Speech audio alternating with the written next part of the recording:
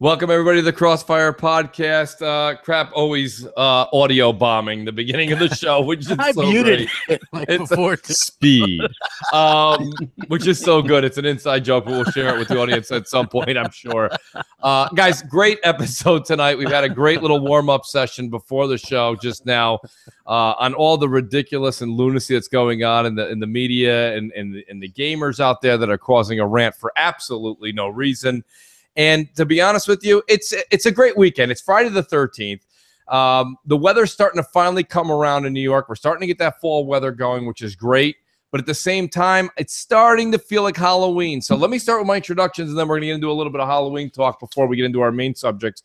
Let me start with the one, the only. He got here at 6:59 p.m. It's the Crap Gamer. Crap, welcome to the show.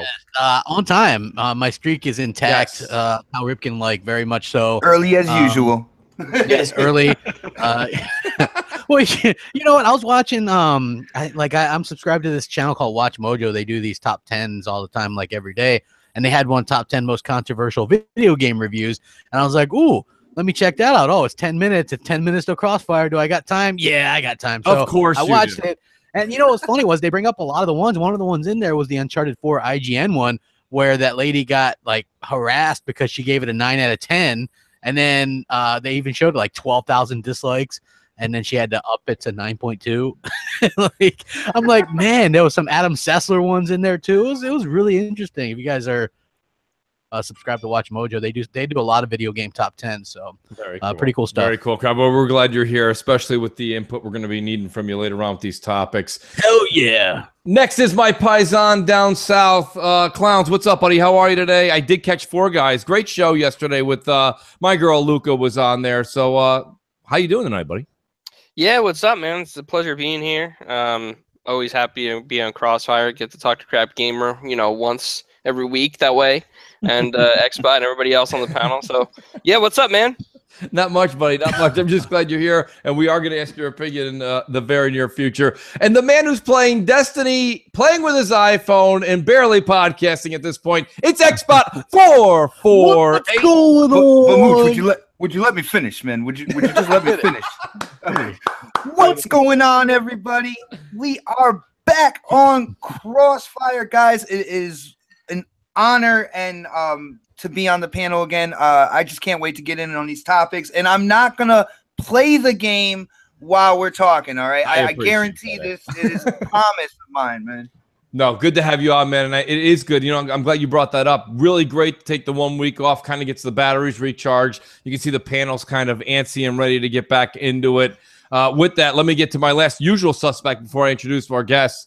We got the man, the myth, the boomstick, Mr. Boom. What's up, buddy? How are you today? What's going on, people? Thanks so much for once again getting together on a Friday night, making it worth something. We missed Crossfire. It felt like it wasn't a correct Friday in the calendar. It did feel odd last week. I felt like a complete week was about 14 days by not having that segregation of having Friday include Crossfire. So, yes, thank you, Boom. Welcome back. And let's get to our special guest here. I got my buddy Magic Mike here. Magic Mike, who one of the big co-stars. You got to start doing a little bit of like background beat music. Yeah, we do need dances. something, right? He does dance. Yeah, party boy. Where's J-Dubs? We can need a strobe light. Magic Mike, who's on what is it there? Oh, pardon me. God, I don't remember Console Corner. I apologize. Buddy, good to have you on, bro. And I know you're a little under the weather, even though I messed up the name of the show. I'm actually the one that's a little under the weather. But welcome to the show, bro. Good to have you. Hey, thank you so much for having me on. I'm really happy to be here. We didn't have our usual Console Corner this week because it was my anniversary, so I was out for the night, and GKB and CupHead had some other things going on that they couldn't make it either. So I'm really happy to be here. There's a lot to talk about that's been going on the past couple of weeks, and I know we're going to get into it good. It's going to be a good show tonight. Absolutely, Mike, and thank you. And, last but certainly not least, Alan Walsh was here, formerly of AR12 Gaming, and now he's got his own thing he's cooking right now and wants to promote it, I'm sure, later on in the show, who I consider an absolute expert in Forza 7, Forza anything, by the way. Alan, welcome back to the show. It's good to have you here, and I'm very excited to hear about your new venture. Thank you so much. It's great to be back on the show. The last time I was on it, I had a ton of fun. It was great to talk to you guys because honestly, this podcast I think is probably the best in in the gaming business. It really is something else. It's I great. truly appreciate that. Thank you, Alan. That means a lot coming from you. I mean, not only you've reached out, you've been to, he's gone to Gamescom, he's been to E3. That kind of wording doesn't come likely. I appreciate it. Let's get into something here, guys. The way I look at it is this. There's themes that go out throughout the year, and we'll let the audience kind of shuffle in. One of my favorite ones is Halloween, and I kind of want to just talk about this because it's one of our lower-tiered subjects, but it's a fun subject. What are we playing this month to kind of get that Halloween theme? We've got things like Gone Home on Games with Gold. You've got all the Dead Spaces are now either, if they're not all in EA Access, they're coming soon this fall. At least 1 and 2 are there. There's a lot going on as far as the horror genre. Of course, there's Friday the 13th, which kind of peeks its ugly head back in on us every so many weeks. What are you guys playing that has anything to do with this Halloween theme? Crap, I'll start with you because I know that you're Mooch and Crab streaming Friday the 13th after Excellent the show. plug. Yeah, Shameless so plug. that's Yes. what we're going to be doing on Mixer. We're going to be streaming some Friday the 13th. So that you know what, I would suggest anybody that has a PS4, Until Dawn, amazing game, probably the best PS4 game. It is also very that good for that that, went yeah. to that also went to PlayStation Now. So if you have Windows 10, you can stream it on your Windows whatever, your crap top, and play that game there as well. So those are a couple decent games. The Walking Dead Telltale games, those are good. There's a lot of really good Halloween kind of themed games. Man, I used to do like a whole Halloween themed thing every year when I just did crappy reviews.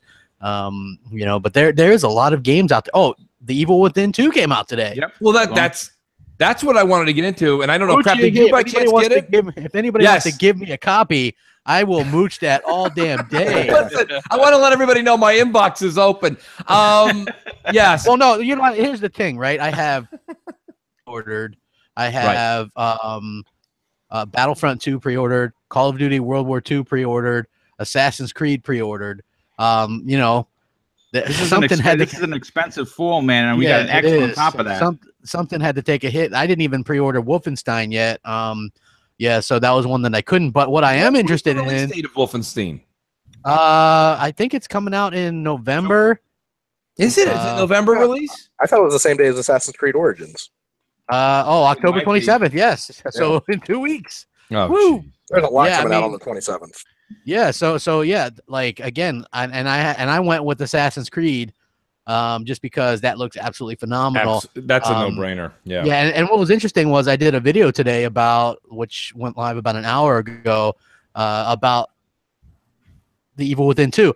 That guy is going to get pro support, or not going to get pro support, but it is getting X support. That's weird, don't you think? Very weird. For a brand new game to come out, no pro support whatsoever, but it's already confirmed to get X support. Like that is this could be a trend moving forward, because that's what I said. You know what? Boom, great point, because I said that in the video. I was like, you know what? Here's the thing. Sony doesn't really care about the pro. They don't really advertise it. They don't talk it up. For them to kind of maybe it's harder to develop for than we thought. You know what I mean? Well, if you remember, the big deal was the quote from the Sony knucklehead was that they're going to develop to the Dominator that would be like the PS4 Pro and not the Xbox One X. Remember, that was a big rumor and everyone was all up in arms about that.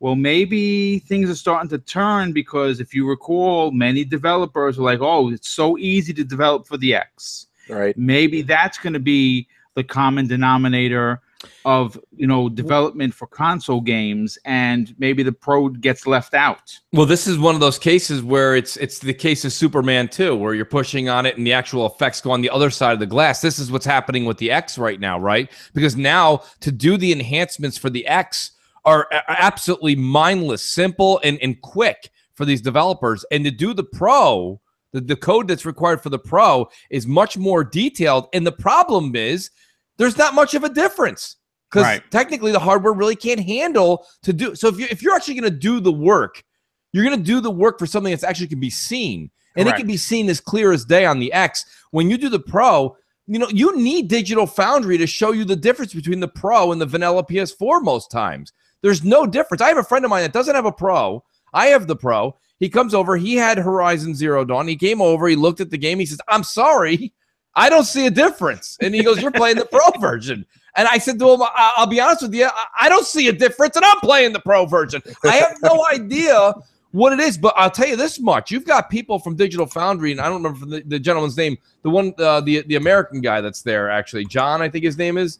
He says, I'm telling you right now, he goes, I'm buying, I'm all in on the X. I'm sold. This thing is the real deal. And when you hear Digital Foundry come out and say that, it's a big deal. It's like, holy shit, there's something cooking in this box.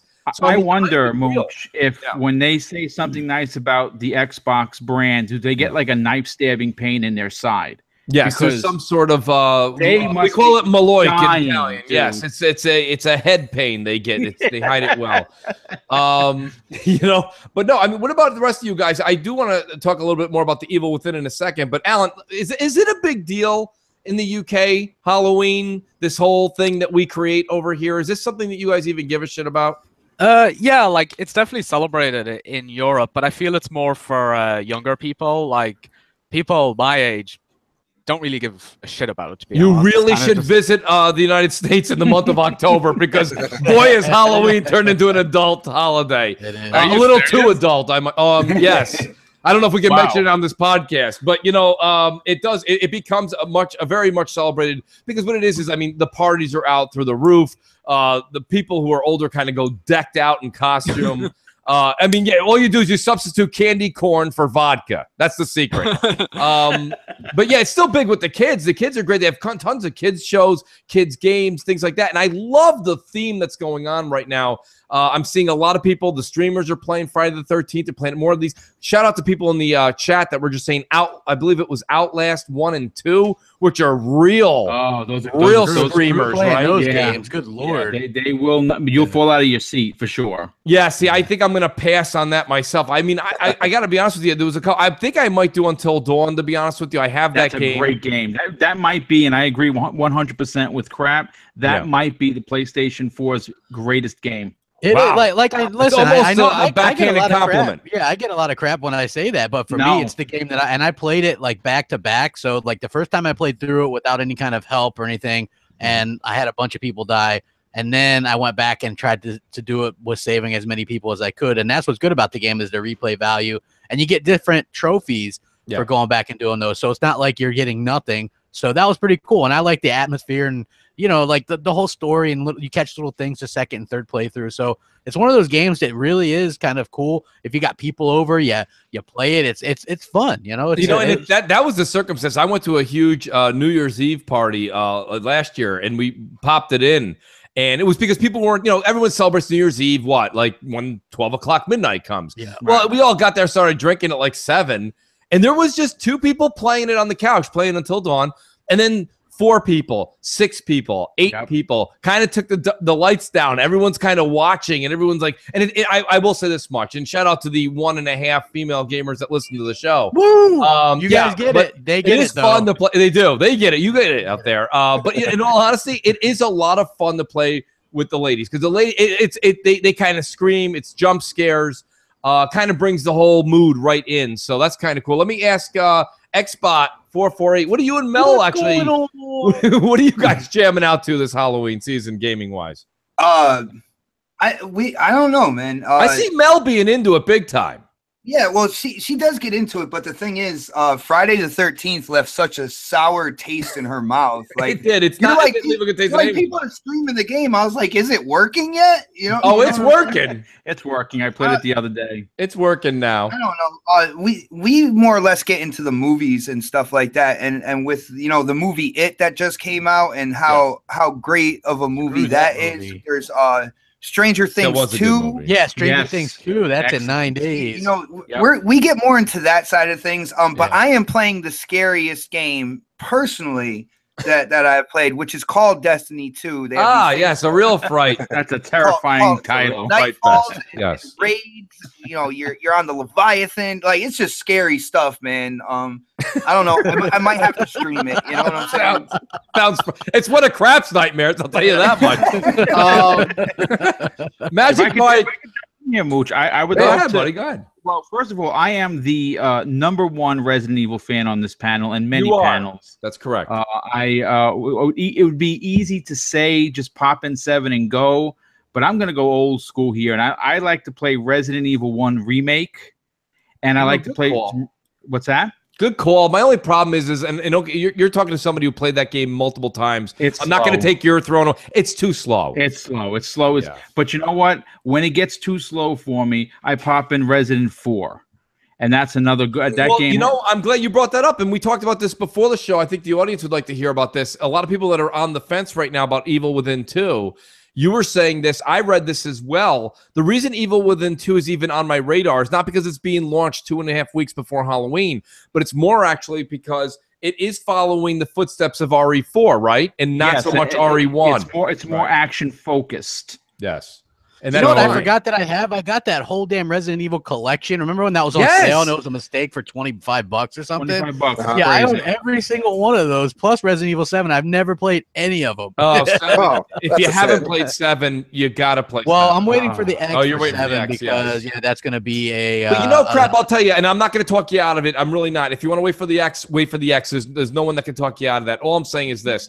That game is good looking enough. Really, it really is. It really is. This is the month. This is the month you want to be. I mean, listen, when Thanksgiving, nobody says pass me a turkey leg, and I feel like getting scared the shit out of tonight. You know what I mean? So I would say try it this month. At least play the first chapter or two. The first 2 chapters just sets the tone for creepy. Okay? As the game progresses, I think it really falls back into the Resident Evil arms that you're all comfortable with.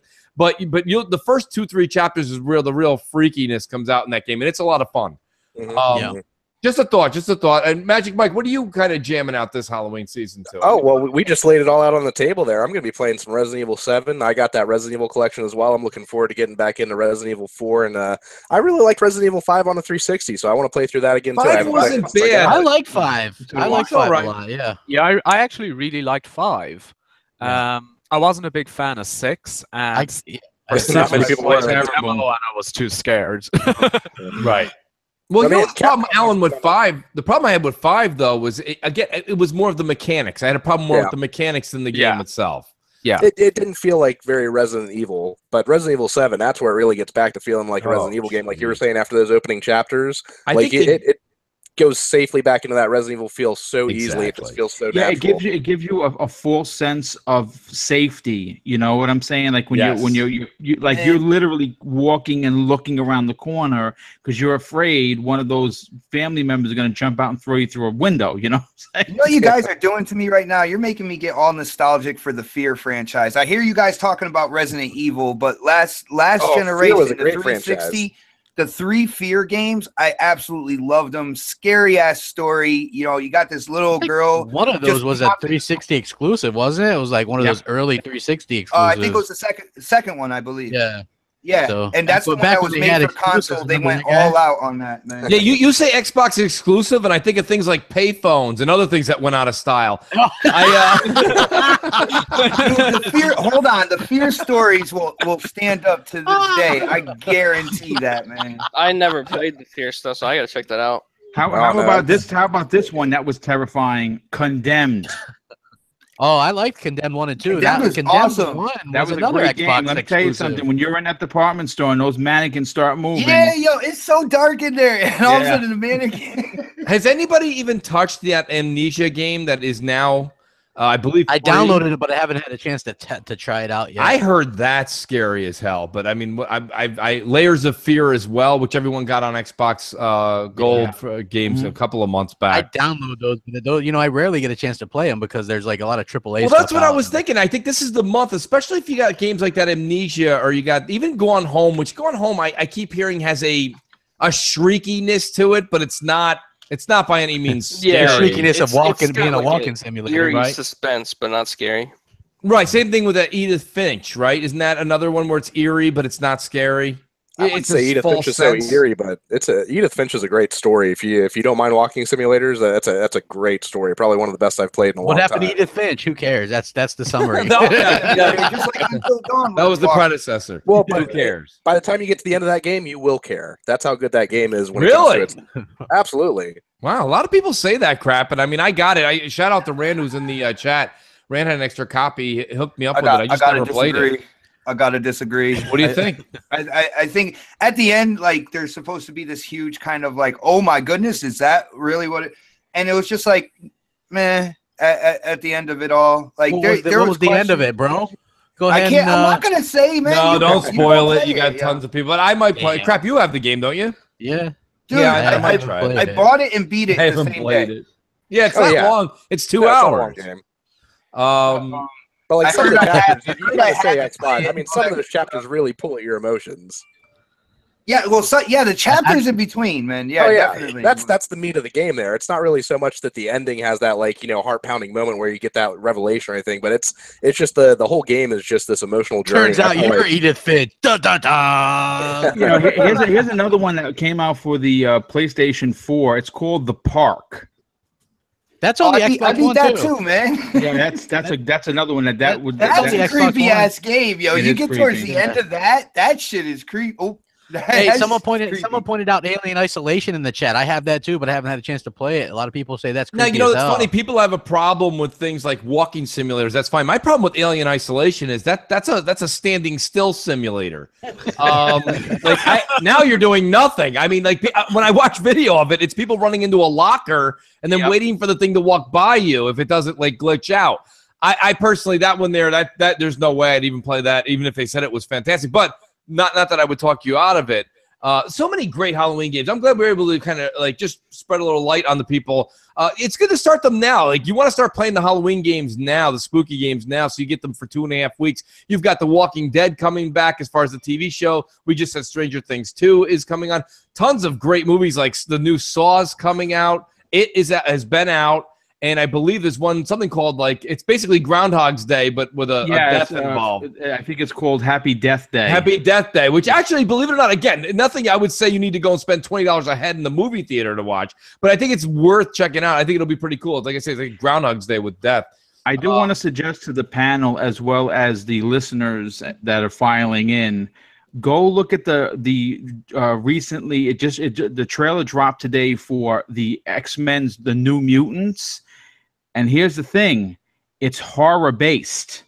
Is it really? Yes, go watch the trailer. It's horror based. They're in like an insane asylum, and it's a very dark. Is it based off the New Mutants comic book? Yes, it is. Oh, nice. Yeah, dude, it's a horror based. They didn't say what universe it's in. It's supposed to be in the Deadpool universe because one of the girls that are in there is Colossus's sister. Okay. So this will be. It will technically file under an X-Men B movie. Yes, but it has a horror theme to it. Well, we'll definitely check that out. Just shifting from Halloween and movies over to games, I do want to kind of tap Alan's know-how here. There's a lot of talk been going on with Forza. And does anybody have any numbers? Because we were talking about this on Xbox Nation, and the issue that I ran into was people were saying something along the lines of, well, Forza's numbers aren't doing that well as far as sales. But we all kind of came to the conclusion that they're doing just fine, first of all. And second of all, a lot of people are waiting for the X. So, Alan, do you have any numbers? Are there any raw numbers, for physical digital? For Forza Motorsport 7, they actually Yes. haven't revealed anything yet. Okay. The only bit of official information we have is that for its launch week, Forza 7 was the second best-selling game in the UK, and apparently the numbers were slightly under Forza 6. Not really a huge difference. Yeah. And Horizon 3 was the third best-selling game in the UK last week as well. Yeah, so Forzas were in the top three, two of them. Now, to say Forza's numbers are bad is just stupid because Project Cars 2, which is on multiple platforms, was way down at around 15th or 16th. In fact, in Project Cars 2's launch week, Forza Horizon 3 outsold it, a game that has been out for more than a year and is exclusive to Xbox. Wow. So Forza's numbers are doing just fine. Forza 7 has already outsold Project Cars 2, which is on multiple platforms. And honestly, like, Forza sales are fine. Horizon 3 was the fastest selling Forza game ever. I think Motorsport 7 is going to do very well because of that. And I think a lot of people buying Xbox One X this November is going to be buying Forza 7 because it's the game to go with that system. Alan, how do you sell Forza 7 to somebody with someone the amount of hours logged in that you have in Forza in general? How do you sell Forza 7 to someone like myself who I'm a Forza Horizon fan? I've never bought a Motorsport Series game. Besides the fact that I'm probably going to pick it up because in this instance, it's a graphical showpiece for the X. What would you say to somebody besides the fact of the graphical like showpiece element that why would we want to get that? What does this game offer people who are semi-racing fans or want to enter the racing fan genre? Well, Forza Motorsport 7 is pretty much the ultimate automotive playset. Like, there's more than 700 cars, there's 32 tracks, and the thing that's so great about it is that it's all so accessible. They've introduced a bunch of new assists to make the game much easier. So if you struggle with racing on a track with other cars, you can really, really, really simplify it. Like, you can have the racers very basic. You can literally play the game by just holding the gas button and nothing more, and the game will control itself if you want that. And that's actually great for people with disabilities as well, and for young children. They've made this the most accessible Forza game. Anyone can play this game. There is zero barriers to playing Forza 7, and I think that's what makes it so appealing. Like, personally, if I was introducing a child to video games, this is the game I would be going with because of how accessible it is. Yeah, you know, and it's funny you say that, and I don't have the list in front of me, and shame on me. I'm going to try and tap my memory bank here. But when I was a kid, we used to play, what was it, Spy Hunter, and we played even, I'm going way back here, okay, folks? RC Pro-Am. We started playing things like Mario Kart, just these games that were vehicle-driven type games, and then they were much more elaborate as you kind of went up and up and up and up. But my point being is, I think Alan makes a hell of a point, and to say that this is something that maybe you should get the kids on the ground floor in on it, because it's something that, first of all, it is a lot of fun, especially at a youth age. I think I'm not a car nut. I'm not a grease monkey. Like, people like to put stuff together and like you really get their hands dirty and change your oil. Like, I know people that are like that, man. I don't care what kind of job they have. There's some people that think it's just fun to change their own like oil or their own carburetor in their car. Yep. I don't know why, but they do. They like that, you know? And I think this game really hits home for a lot of people. And there's a lot of Americans like that. You know, Alan, I can only speak for this country. I haven't been to the UK. But like a lot of people in this country really dig that. For them, it's a little bit of like, it's a little therapy. You know what I mean? Like mowing your lawn, fixing your car, putting air in your tires, you know, giving your car a car wash and buffing it, shining it, you know, doing the whole thing. People like that. And when you can really get into the fine detail of a game like Turn 10 is made for us here, that's something really special. I mean, now Xbot, have you got into Forza 7? Oh yeah, definitely. Dude, I originally saw you doing a lot of Forza videos. That's how I found you on YouTube back in the day. Dude, you know what I like about this latest Forza Motorsport 7? Yeah. What Turn 10 did, first of all, they keep stepping up the graphics, you know, every time a Forza comes out, which is absolutely incredible. Like, as soon as you think that they might have plateaued or hit the top of that mountain, they just go that much further when it comes to the visuals and such. Mm-hmm. But with Forza Motorsport 7, it's all about options, right? We've grown accustomed to, you know, going to the car show and picking out a certain cars, like, you know, the Skyline or the WRX or the Lancer and stuff like that. What Forza did is when they implemented this kind of loot crate system as well, is like you can go and you can pick those specific cars if you want to, or you can roll the dice and get a bunch of like extra stuff with your money as well. But you don't know exactly what car you're going to get. Like, they put like this kind of like cool element to it. So you now have options. You can either go and buy the cars that you would usually like or the cars that you prefer. I know I went right to Porsche. And the first thing I got was the Cayman GT4. Nice. It's one of my favorite cars, man. It's a small Porsche, but that thing packs a punch. Yeah, it's awesome. Yeah, and then I went in and started messing with the loot crates, like as I was getting money and stuff like that. They kind of did away with certain things that people were complaining about with Forza, because like I said, there were certain cars that people knew were just guaranteed to really run good and stuff like that, and people were just kind of using them, you know, every 2 years for the next motorsport that came out. And now they actually have a tier system, you know, that you have to build your car collection in order to get to these certain cars and stuff like that.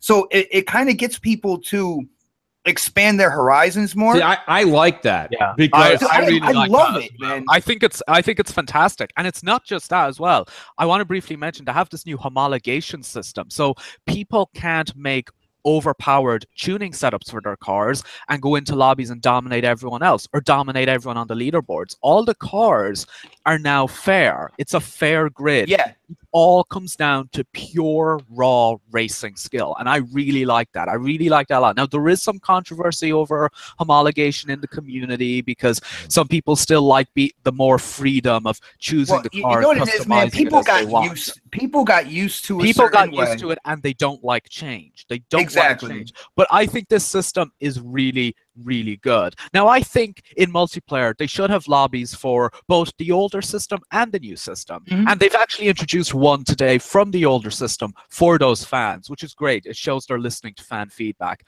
And I think the new system, though, is what will be the most popular, especially in esports. Like, Alan, what's the difference though for those that heard what you're saying, but they're scratching their head saying, I didn't play before? What was there before that was changed? What's happened? Okay, so you know the way cars and Forza are divided into classes. You have C class, B class, A class, S, and so on.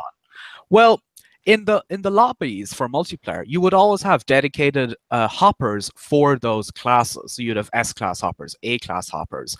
But in Forza Motorsport 7, they've changed it. The hoppers are now things like IndyCar, modern hot hatches, GT3 racing, things of that nature. They've vintage historic cars as well. And what this does is Turn 10 will pick out, a certain number of cars for that hopper.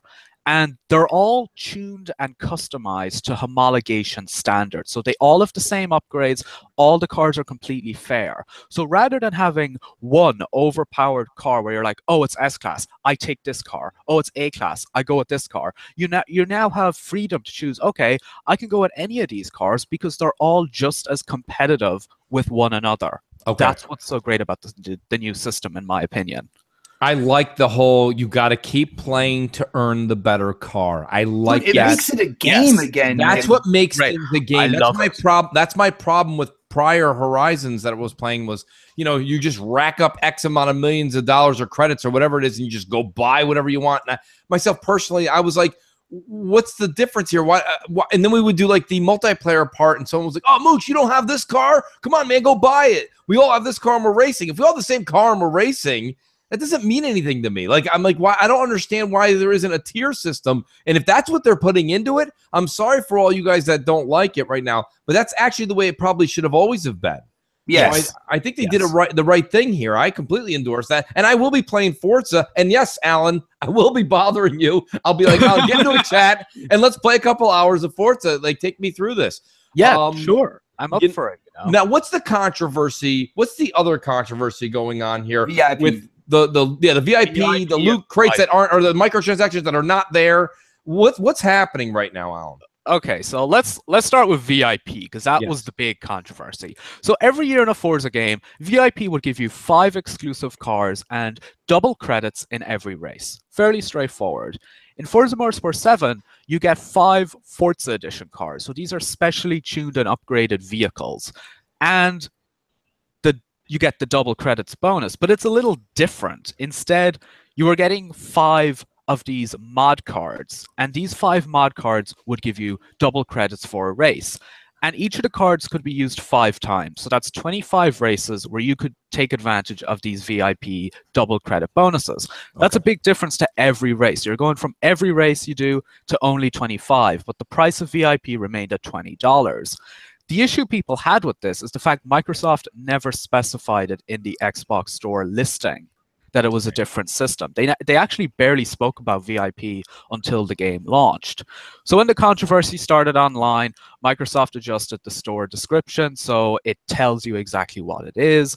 The controversy didn't stop, however, and people kept complaining until last week we had a letter by the studio head, Alan Hartman, and he apologized for the issues, and he said, we're going to change VIP back to the way it is. So in the next Forza Motorsport 7 title update, you're going to get double credits in every race event you do if you have VIP. They also gave 4 more exclusive Forza Edition cars to all VIP members, and they gave them 1 million credits. So they handled the situation brilliantly. They could have totally avoided it, though, if they had communicated beforehand, because obviously the media, they loved riding with this story, they really did. They really went in with the headlines for the VIP stuff. Now, when the ship was corrected and sent the right way here, was there anybody in the media Did they report? I didn't even hear that it was. I didn't hear any of this. Alan's. You know what we should have done? We should have had like like we should have had like late breaking news because nobody heard that till right now. So that was great. I mean, like this is the nonsense we talk about. We're the first to bury Microsoft, but nobody's there to actually say, look at how Microsoft right the ship. Yeah, I mean, crap. Now you were speaking this on Xbox Nation, and it kind of pissed you off a little bit. What Alan's talking about and the way that they corrected it, does that better with the way you feel now versus it you does, did a week ago? Because I got the expensive edition of it with the VIP, and then like after those 25 races, it's almost like you get some cars like whoop-de-doo. The thing was $20 for the VIP itself, so even a normal car pack with those would have probably only been 10, and then you only get like 25 races of double credits. I thought that was bad, and they didn't communicate it, which was horrible. There is no microtransactions, so all the reviews that are like microtransactions ruin it. It feels like free to play with all the microtransactions. I always thought that was complete nonsense. It's not a problem. It's a non-issue. If you're going to complain about it, it seems like it's only cool to complain about it if it's EA or Microsoft. Because like the Battlefront situation, which that was blown out of proportion too. Yes. The Shadow of War, right? Again, that's a Microsoft marketed game. Okay, so yeah, let's go ahead and complain about it. Nobody complained about these microtransactions in Uncharted 4, The Last of Us Remastered. You can pay for kill animations in that. You can actually pay for guns that actually do better than other people's guns in that. So it's just nonsense, and everybody can see that it's completely biased at the way it handles, because no company ever listens as fast as they did. I got my 1 million credits. They fixed that. You know what I mean? They fixed that so fast, right? Technically, they did. Like technically, it was only a couple days after the game launched because so many of us had it early. Yes. You know what I mean? Literally 2 days after the main game launched, this was fixed. Yep. See, people still complain about it. I was gonna say, when it comes to Forza 7, like I had the VIP for Forza Horizon 3, right? Right. And you guys can talk to the Don about this as well. We end up having more money than we need. Like it actually, like doing the wheel spins in Forza Horizon 3, like once you're like 6 months into it and you're still playing the game, seeing that double credits thing, I was just like I actually liked what they did with it. Now the biggest problem that they did was the explanation. They didn't explain a change in it. Yeah. But I actually feel like when it comes to the VIP, I feel like the next Forza Motorsport that comes around 2 years from now, they should implement the original style that they had for this and just let people know that they're doing it. Because I feel like it still benefits the people. They still get, the exclusive cars and stuff like that with the pack. They get like the 25 races, which is double XP, and you get to decide with using the cards which races you want to double. So that's cool. Like if you're doing an endurance race, dude, put 3 of those double ones on 3 cards, double credits on your endurance race. You're gonna make a shit ton of money, dude. Yeah, absolutely. You see what I'm saying? Like I like what they were doing with that. The biggest mistake they made was they didn't tell people about the change. That's it. Communicated. I think going back to the old system, at least for this game, was definitely the right thing to do. I think in the future, they could maybe explore some other opportunities, maybe even things like double XP and stuff like that, or other benefits. Like how about a monthly car, like a monthly exclusive car, things like that as well. They could do some really exclusive items you can't get anywhere else. Now, I was reading today's Forza Week in Review, and they did tease that VIP members have even more stuff to look forward to in the future as well. So we don't know what that is, but they have more exclusive content coming for us with VIP, which I think is really good to hear. Well, they have the VIP racing outfits as well. They have, not many people mentioned those. You know what the sad part about this is that the fake news and stuff and the quote unquote microtransactions that don't exist drove down the score of this game. Yes, which I was going to bring that up. It ended up scoring worse than Forza 6, even though it's better and has more content and dynamic weather and better lighting and HDR. That's unbelievable to me. You know, and you look at the scores they give it, like mediocre scores, or I mean, not bad, but I mean, 86 is a good score, but this game is a 90 easy.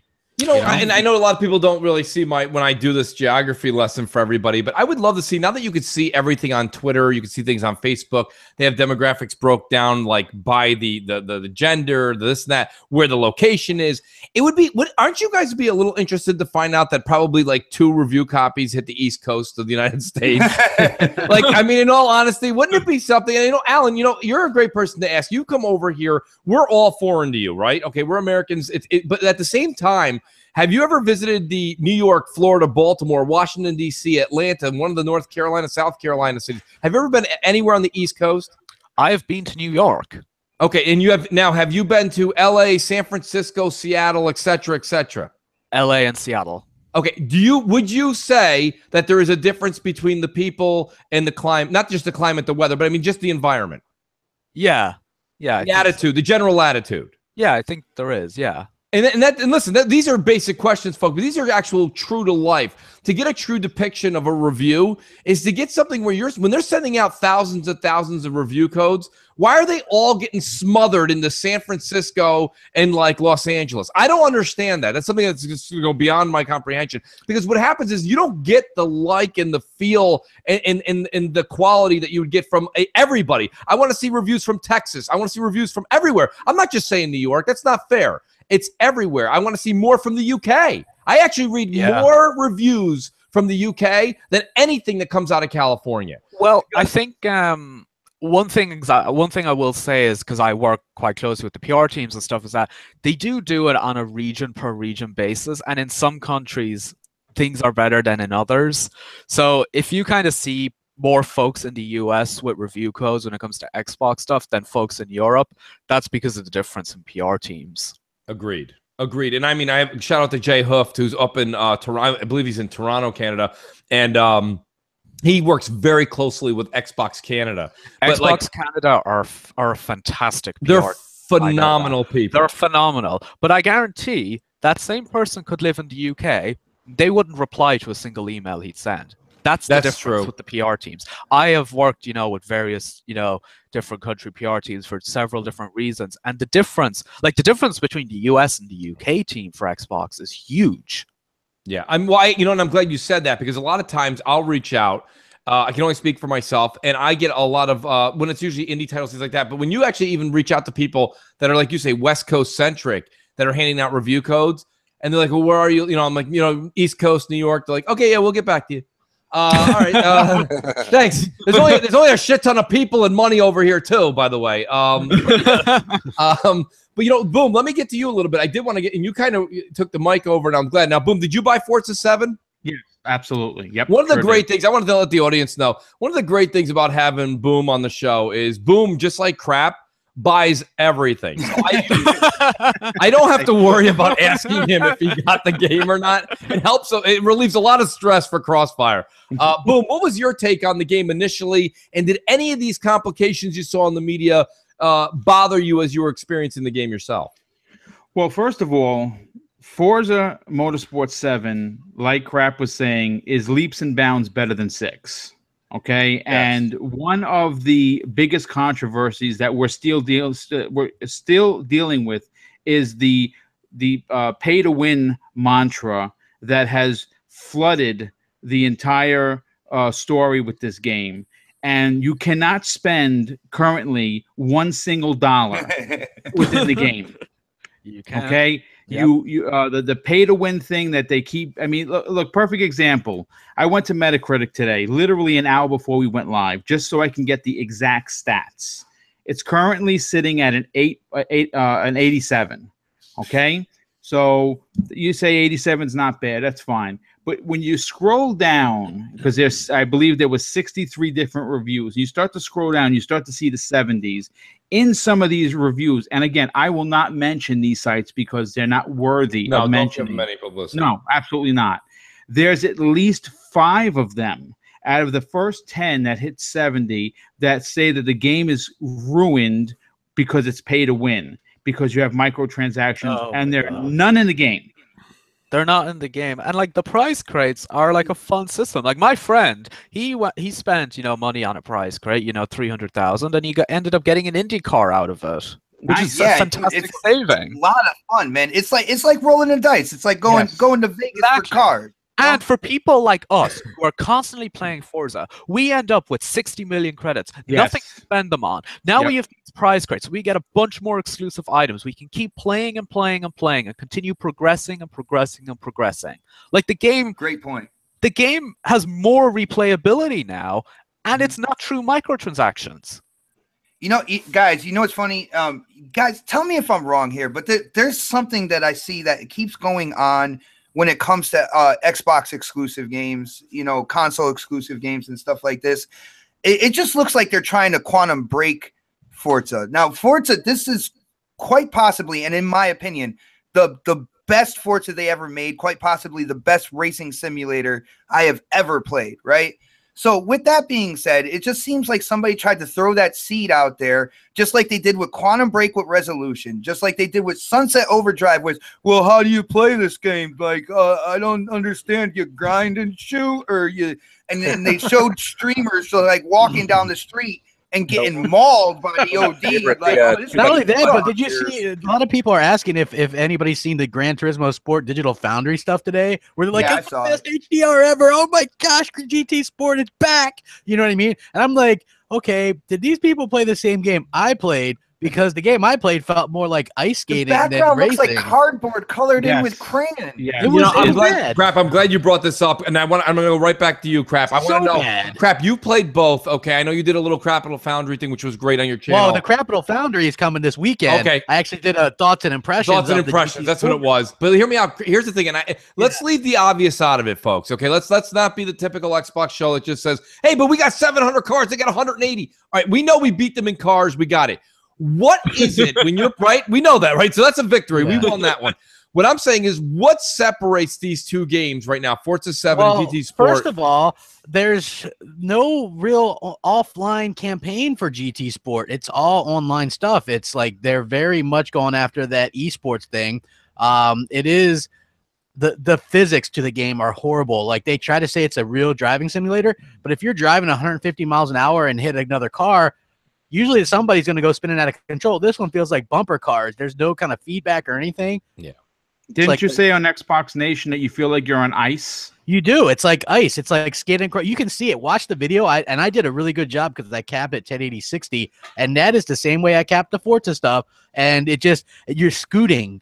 It's like you're scooting. It is really bad. Did GT Sport release yet, Crap, or is it just a demo right now? I think I think it's next week or the week after. Yeah, it's out next Tuesday in the US. Yeah.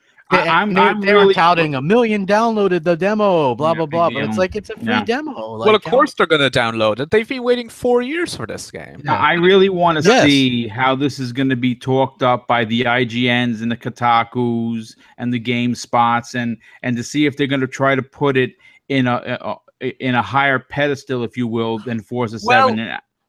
GT Sport does have some things going for it, and it's like if you do have a PS4 and you don't have an Xbox and you're looking for a racing game, I think GT Sport is probably worth buying over Project Cars 2. Now, I haven't played the full version of GT Sport yet, only the demo, but that's what I'm currently thinking. Yeah, I agree with you, and I like how you kind of put that in the old Joe Pesci terms. You're like, if you have a PS4 and only a PS4 in your house, there's an old Joe Pesci line, that might be the game for you. I personally think that there's a problem here because I watched Ryan McCaffrey do a first take on GT Sport, and all they were doing was praising it. They were praising the game. They said it's fantastic. They said it looks beautiful. And typical Ryan McCaffrey. Well, yeah, and here's the thing, guys. I normally would have no problem with him saying that, but the problem here is, folks, it's releasing against the juggernaut that is Forza. And when you have a juggernaut like Forza coming out now, which here's what people are telling me, because I haven't played it, okay? People are telling me Forza 7, the reason they love and admire it so much are A, the cars, and B, the sound and the feel of the rumble triggers. Yes. And that's what I'm hearing from multiple of people. This is the best sounding Forza ever. Like when you play this game, turn up the volume. you're in for a treat. The graphics are stunning. Like, can I actually just say for a moment, the visuals in Forza 7, the Xbox One X enhancements, they've actually taken a bunch of those, Turn 10 has, and they've been able to implement a ton of them into the base game. Like, compared to Forza 6, there's a huge graphical upgrade there. Yeah. And the dynamic weather is just something else altogether. Like, I just want to ask, because I think it would be almost a crime if I didn't. You out of anyone I've ever met on a podcast or otherwise, is just one person I would say is the Forza guy, right? You have thousands of hours. I mean, literally, if you were to sit down and review this game, what would you give it personally? Not just not being an Xbox fanboy, a PS fanboy. Just, I'm playing a game. I love Forza. If it sucked, you would tell it. You would tell everyone, now this is terrible. They messed up. What would be your review? this might be surprising, but at the moment, my score for Forza 7 is actually 8 out of 10. Okay. All right. And my reason for that is the fact that they've only introduced one new track to the franchise. Okay. And there's a bunch of other little things as well with the hoppers system and the rivals mode, and there's still like features that haven't come into the full game yet. And there's bugs and and it's not just that; it's some features that just haven't transferred over, and there's still things that fans have been constantly asking for, like really die-hard Forza fans. Yeah, can I gift the car? Come on, man. Yeah, we've been asking for it. Like that was in Forza 4, and we've been constantly asking for it since. It was in the first Horizon as well. You can gift the car. Yes, that's true. Mm-hmm. And clubs, people want the clubs from Horizon in motorsport, and they're not there. There's a couple other things. Like for me personally, I loved in Forza Vista how I could go into it and I'd always hear a voiceover of the car, and they would explain the car and they would explain the history of the manufacturer. For some reason, there's no longer that voiceover. It's just vanished, and they haven't spoke about that yet. So little gripes like that for me personally, because I'm such a diehard fan of the franchise. Okay, no, listen, we want an honest review. Yeah, well, and that's what you're getting. But in saying that, the game is still fantastic. It is still the best Forza Motorsport. Did you play the demo of GT Sport, Alan? I have, yes. Okay, and it's not. This is not fair, but early impressions, does it score higher or lower than Forza 7? Oh, lower in terms of early impressions, because there's far less content. Like you, Mooch, you would have seen me on Twitter. I was sharing photos. The photo mode is the highlight of that game. That's what I heard. I heard that. And the photo mode is fantastic. Like if you're someone who's into your game photography and you already have a PS4, I'd say to you, yeah, pick it up, because you'll have a great time with the photo mode. You'll love that. You'll love going to places in England and America. Like you can go to New York and Manhattan, place your car down and take a photo. Yeah, they got those native 4K pictures that you could drop your car into. But it's not. I actually had people on social media trying to say that those were parts in the game, like those you could drive there, like it's a track, and I'm like, no. Guys, Sony's really implemented the Italian pizzeria fucking clause into their business. And let me explain what that is, okay? I got slack from dealer on Wednesday for talking about he was like macaroni talk will come up, but listen, we're gonna get into pizza real quick. One of the things. Anyone who's been in New York City, there's a lot of great pizzerias down there, okay? But you'll go to a few of them, and the slices, the hot slices that look great at lunch, you'll buy one because it looks good. You'll sit down, you'll eat it. You'll finish it, but you'll be like, doesn't taste as good as it looks. Sony's really implemented that with their looks this generation, right? You take that infamous Second Son. You take this situation like Alan's talking about right now, where photo mode. And don't get me wrong, this isn't taking anything away from what Alan said. He only spoke the truth. But the matter of the fact here is, who's buying a racing game to plunk their car down in the middle of Times Square and take 85 snapshots at a 45-degree angle? My point being is, that's not what this game is all about. And, Sony they're really that pizzeria that makes great-looking pizza that has terrible ingredients. It just doesn't taste good at the end of the day. And here it just doesn't play right. And that's my biggest problem with GT Sport. And that's why I said, let's leave the obvious out of it. We know that they are not kept up with Forza in the cars, the tracks, this and that. But if what they had was pure gold, even if it's lesser content, but people are telling me it doesn't feel right. It doesn't sound right. There's no rumble triggers. There's not enough cars. There's not enough tracks. Well, I don't know. And listen, I've already said at the beginning of the show that I am not a racing car fan, game genre gamer. I just don't play those games. But if you told me those 5 things, I'm already out. on GT Sport as far as the consumer is concerned. So Yeah.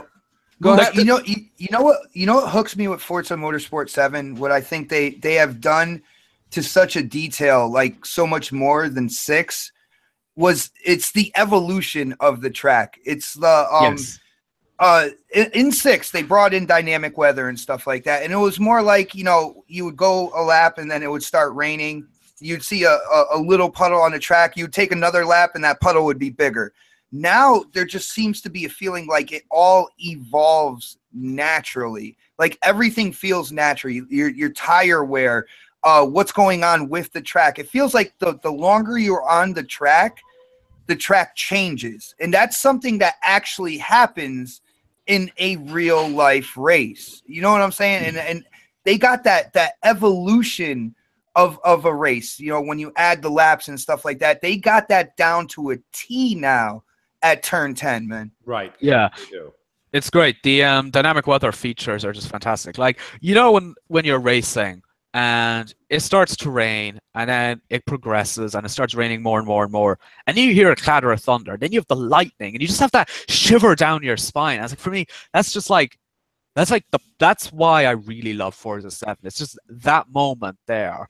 You're having a racing battle, but you're also worried about the rain. You're worried about the puddles accumulating on the track. And then you have the skies changing, and you're thinking, well, is it going to stop raining? Is it going to get heavier? Is it going to turn into lightning? And if you're doing this in multiplayer, it's even more intense because you're trying to keep your pace and keep your line and defend yourself against the other racers and hope that the crashers don't hit into you. And there's so many things. Alan, what you just said, though, when I ask you a question now, when that weather changes, do you change your gaming style? Does the gaming dynamic change when the weather changes? Do you feel that happen mid-game? Yeah, you're obviously a lot more cautious when it's raining. When there's puddles, you might change your driving line because you don't want to drive through them. If you have traction control turned off, which is one of the assists, if you've that turned off, you will slide out quite easily if you're not controlling the car properly. So I got to tell you something. Look, this is my own podcast, and I'm telling you right now, this podcast just talked me, and I'm thinking about buying Forza 7 ahead of time. And let me tell you this much. Shout out to Tryhard Fan who's in the chat. I do want to say this much. I actually wrote his point down, and he said it. God, it was about 30 minutes ago when he made this point when we first talking about Forza. And I said, well, maybe the sales aren't there yet as high and astronomical as we're used to because the X isn't here. But he made a good point. I think maybe it is better for you if you're bound to buy Forza 7 anyways and you're just waiting for the X. Maybe now is the time to buy it and enjoy the game 2-3 weeks when you can actually see that differential switch from what is the S to the X. Yes. I think that's going to be a real that's going to be a real showpiece, isn't it? 100%. It feels. I was gonna say I can't tell people what to do. All right, and there's a lot of people out there. It's like I'm saving this game for the X, or I'm saving this game for the X. Yes, I would say when it comes to Forza, it's already such a graphical upgrade. It's already they added so many different features and stuff to really broaden your options and stuff. Like if you have an S right now, like play it, man. You're not gonna be done with it by the time the X comes out, and you're gonna see that change. And it's going to be like playing the game all over again, like cracking the game open again when you pop it in with the X. Like I would suggest playing it if you have it, man. Yeah, totally. I don't think you should wait because honestly, this game at 1080p 60 looks fantastic. And as I said, with the way the Xbox One development has gone, Turn 10 realized that they could take some of their Xbox One X enhancements and put them into the base version because by developing for Xbox One X, it has meant Xbox One standard development has become easier. So actually, with the launch of Xbox One X, I think standard owners, they're going to start noticing their games are going to get a bit better because of the new Scorpio development kit. Well, and even the developers have said as much that developing for the Xbox One X has given them more to put into the base version of the game as well. Yeah, and like you don't have to. You don't have to buy a whole new console for Forza 7, and it's still a massive graphics upgrade over 6. No, I totally agree. And I mean, listen, that's some great Forza talk. I think there's a lot of. I think somebody even made a purchase in the chat while we were doing this. So I saw a couple of people like, Noof goes, I just got Forza. I'm like, that's great, Noof. You can make a whole show out of just this one game, man. You know, really, I appreciate the hype that you guys have behind it and got everyone excited. It is one of Microsoft's franchise tags, and I think it's going to be one hell of a game this upcoming fall. Like, another game I kind of want to talk about that's big this fall It's not an Xbox exclusive by no means, but it's Star Wars Battlefront 2. And me and Crap kind of went back and forth about it on Wednesday on Xbox Nation. But, you know, talking about it tonight, did anybody on the panel, I know Crap did, anybody else get a chance to play the demo? Yeah, I put about 8 hours into it. Anybody else? I want to ask Boom, too. I gotta say this on a live show, man. I feel so bad. One of the community members, our boy Killer Scorpion, he actually gave me one of his codes for the beta. Yes. And you guys know there's been a lot of life stuff going on over here, so I haven't had a lot of time to really get in and play a game. And when I do play a game, and this is where I apologize, Killer Scorpion, man, my bad, but whenever I did play the game, it ended up being Destiny 2 or Forza Motorsport 7. So I feel like I wasted that key, and I feel so bad now. Don't feel bad, man. I mean, in all honesty, that happens a lot of times where like life just kind of takes over. Gaming does usually take a back seat. Listen, my thing with this game was this. I watched all of Crap's videos. I watched a lot of the Let's Plays. I watched a lot of people's videos on it. This game just feels like more of the same. And I understand when I say that I'm wrong in one part. They've added a lot of content. Destiny. Oh, stop it. It has nothing, there's nothing, you know, I feel like that Justin Timberlake gif. Oh, stop it. You know, to be honest with you, here's the deal though, Crap. Destiny is Destiny, no doubt. But the problem here is that I think that people are getting more caught up. And this is the question. This isn't a Mooch Says segment. This is more of a, what the hell's going on? Are people buying Star Wars Battlefront 2 like they buy everything that's Star Wars? This game is amazing. That's why people are buying it. Let's take it easy now, Crap. That's a very strong word, okay? I'm telling you, people use amazing with very, very big things in history. And I don't know if this necessarily warrants that. If this game doesn't get a high 80s Metacritic, I'd be shocked. Like it can look the same and for the little bit of for like the footage you saw, because it's going to have to, because that's battle. Like Call of Duty looks the same, but they make improvements. Like this game, the classes, they had no classes in the previous ones. Yeah, everything is tripled, quadrupled more content this time around. The maps, way more maps. There's more classes, new weapons, new cards, new vehicles. Oh, the new Starfighter Assault mode is awesome. Yeah, the Starfighters, which they had no space assault in the first one, like none. And can I just explain something to you guys that all like that Star? So that's the one that you're talking about, the aerial battles, right? Yep, that's my favorite part of the game. And that's great, because I think you're getting a little wrapped up in the movies, which I don't blame you. But whenever I played that in the original one, the Star Wars Battlefront that we had from 2 years ago, and I didn't play this one, but when people played, you get so low. You know what's great about space, but what's also so awful about space? It's fucking large. It's a huge space. And I mean, when people are just flying around, you don't even know what the hell you're shooting. You're just like the sound effects from Star Wars. Again, I think you're just wrapped up in Star Wars, and you're not necessarily, like you say that now they have classes. Listen, you can have all the classes in the world. You guys remember the Pick 13, the Pick 10, the Pick 8, all from Call of Duty? Yeah. All of that doesn't matter if you don't have look-down iron sights. And you don't have that with this game. It's hip fire. And it's you can aim down sights. Yeah. You can aim down sights now? Yeah, absolutely. You completely aim down sights. I mean, but is it Call of Duty-ish? No, well, I mean, like there's no wall running or Halo-ish, you know what I mean? No, there's no there's no wall running. I'm not sure if this one has jetpacks. I know the last one had jetpacks, so I wouldn't doubt it. But this one felt more like Battlefront 2, the original Battlefront 2, than the other ones with just the way it moves and handles, and you know, the way you can roll, and the fact that they've added new factions, because the last one was just basically Empire versus you know, the Rebellion. This one's got like the CIS, the robots. It's got, you know, the new stuff. To me, they really went all out with it. Not only that, but the first one launched with no game modes. You couldn't even get to do a private lobby. You know, a lot of people in the chat, shout out to you guys, and I'm not going to mention you by name, but listen, a lot of you are saying Mooch, a couple of people are saying Mooch is wrong on this one. Here's the thing. Meanwhile, while you're typing that, you guys are sitting in a Chewbacca recliner, and you have your R2-D2 refrigerator next to you. Well, listen, I think is for $60, you're going to have a game that has a single player made by a new studio, but a studio with a pedigree with Jade Raymond Studio Motive. Yes. That's going to be phenomenal. And from that point of view, just the way that they've done that absolutely looks fantastic from that point of view, from the point after the Death Star blows up and you're playing as the Empire and things like that. Fantastic. The fact that they've added to the multiplayer and added classes and things like that. Fantastic. The fact that they've added space assault, which is something the first one didn't have. I mean, it had like a flight sort of game mode, but it wasn't space. It was just dogfights. Like this one actually has like objectives where you're flying. Yeah, like, that's the big thing. You actually have something to do. It's got way more heroes and villains and stuff like that. It's like, man, from top to bottom, and I paid more than $60 for the last one. And that's an arcade mode. Let's not forget that, that was fun. Yeah, exactly. Well, I guess I think, you know, someone was saying in the chat, they're like, you know, Mooch, it is better. You know, a hamburger that sucks and then you throw a fucking loose leaf of lettuce on it is better technically, but the hamburger still sucks. You know, the problem is that I think what they did was I think they gave you a lot of great extras in this game. And I'm not saying that if you're a Star Wars fan, this really isn't up your alley. Maybe it really is.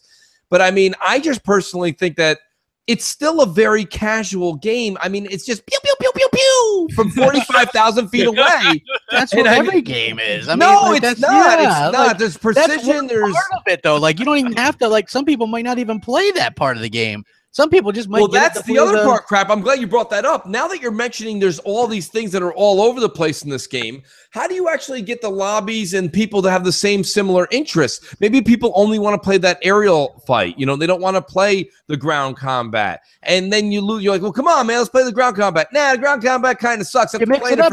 You play the different stuff. I mean, there's, you know what I mean? Like, depends on what you want. When I played the beta, I played, you know, pretty much every mode that they had.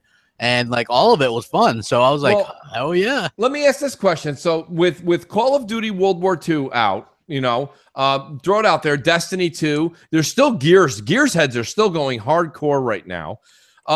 You've got all these multiplayer games coming to fruition this holiday season.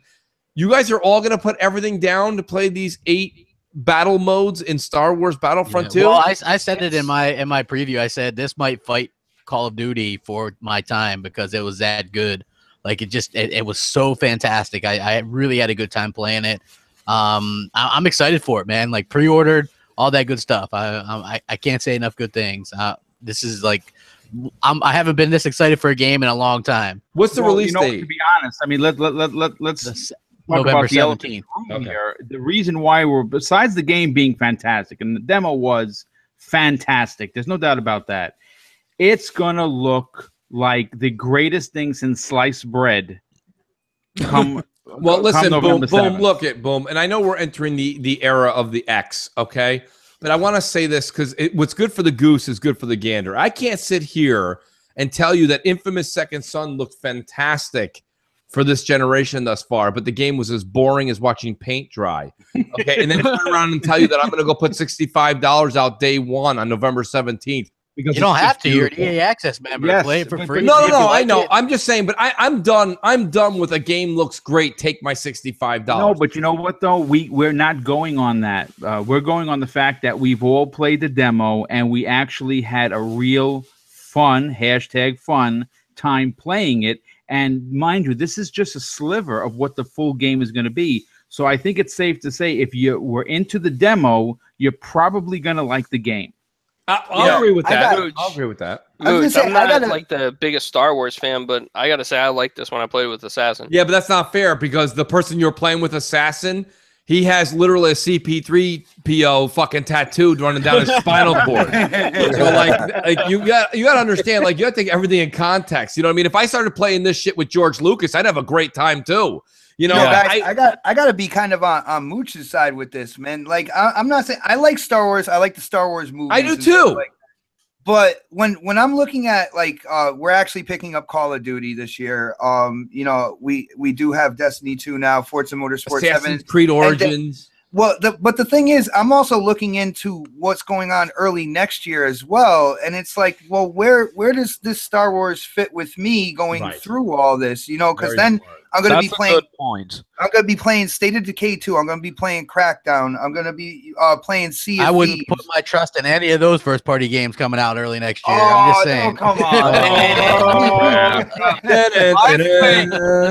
I think Data Decay 2 will hit its spring release date, but I can see Sea of Thieves being delayed, and I can see Crackdown getting delayed. I agree. I agree. State of Decay 2 will come out probably sometime between the March to May period. I think it will come out fine. The State of Decay 2 will be a fantastic game, I think. You know, and that's the thing. You know, shout out to the Vendetta who's in the chat here. He says, you know, Mooch, I'm with you on this. Battlefront 2 might be the worst shooter. Here's the thing about it that bothers me the most. If you take those amazing 4K textures that are not going to be, that if they weren't going to be in Star Wars Battlefront 2, and you take all that glossy granite that you're fighting in, that it's just so shiny.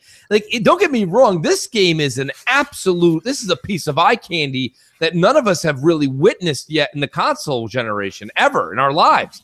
So don't get me wrong. I understand why you're ready to pull the trigger. You put that glossy, fantastic amount of graphics and 4K textures all into a game that also happens to be called Star Wars. And you got people, I mean, you say I don't like something with Star Wars in the world that we're talking in right now. And my God, I mean, people lose their minds. So I understand that this is a little bit hard for everyone to understand. But all I'm saying is I'm asking you to not think as a Star Wars fan. I did. I have Battlefront 1. I did. I played it. Hey, no. How does that work for you, Mooch? But you bought Destiny 2 and like are all over Destiny that 2 was a quality. Destiny 1 and Destiny 2 were quality games. Star Wars Battlefront 1 was a very quality game. It was amazing. In glitz and glamour. No. It was completely fun. Yeah, like it launched with the lack of content, much like Destiny 1. It's a hip shooter. And no, it's not. You can aim in. It's a first person. But here's the thing. Listen. That's fine. That's fine. You can do all that. I get that. You can do all that, but you don't do that. I watched you. None of your footage. I don't jump all Not just you. Nobody does that. It's hip shooter. It's casual as casual gets. You can't get any easier than this game. Duty. I do that in Battlefield. In Call of Duty, you just run around and shoot from the hip? Yeah. I was playing Call of Duty 4 Remastered yesterday. And that's what I do, man. MP5 and dude, I played a ton. 14% accuracy for life. Come on, Iron Banner Crucible. I've shot from the hip like maybe less than 10%. Hey, go watch my Destiny 2 footage. I shoot from the hip in that. I can't shoot from the hip in any. No, really. It's just something I can't do. I just can't do it. And even in Destiny 2, I got you can aim down sights. You can aim down sights and all that. Hey, guess what? Even in Halo 5, you can aim down sights in that now, and I still. Here's the other thing. Let's be critical for all that, yo. But let's be critical. Does anybody know how long's the campaign for Star Wars Battlefront 2? Do we know how long? We don't know. Nobody knows about the campaign. Listen, here's what I'm saying, and I'm trying to be fair. Okay, I'm trying to be fair. I'm not saying it has to be 25 hours. No, none of that. All I'm asking is a solid 8 to 12 hour campaign, and I'm scared we're not going to get that. I think. Oh no, we're gonna get 8 to 10 or so. Yeah. When you look at who's leading the project, Jade Raymond, she is the person who is behind Assassin's Creed.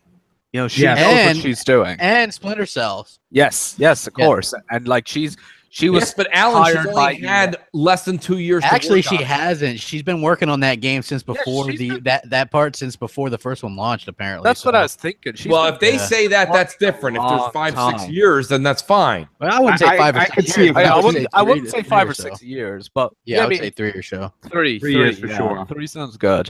Okay. I think it's going to be a 15-hour campaign. 12 to 15. I would say you'd probably be good between 8 to 12 hours, something like that. I wouldn't be surprised with that at all. Depending on your way, you know what I mean? Like, it just depends on what type of gamer you are, right? Because Rise of the Tomb Raider, I put 48 hours into that game, right? Yeah. But you could probably beat it in less than 20 if you know what I mean? It just depends on what type of gamer you are. Yeah, I mean, and I think that's the key question, Crap, is what you just said, is what kind of gamer you are. And I mean, myself personally, I mean, I'm playing this game to play mainly the ground combat. You know, I'm not going to play the air game that much. I'll try it, but that's not really my world. And, you know, the single player is one of those things where you play it and then you're done. And that's fine. That's what all single player games are. But I mean, the thing that made Star Wars Battlefront what it is, Crap, is the ground combat. And to me personally, it just seems so generic and so casual. Oh, I liked what they did with it. To me personally, the first one was a little bit more casual, but beautiful. This one feels good. Like the combat feels great. You know, I just the characters feel very different from one another, so you just don't have a lot of like the same stuff. Right. The problem that I had with Battlefront 1 was everybody's basically the same, and then you just changed out your guns, and you had to pay to win guns and things like that. This one feels much better. Like they really brought it all together. Like if you're just looking for content, and again, the big things that pissed me off about the first one, they fixed in this one. You get your classes. What were you get your biggest griefs?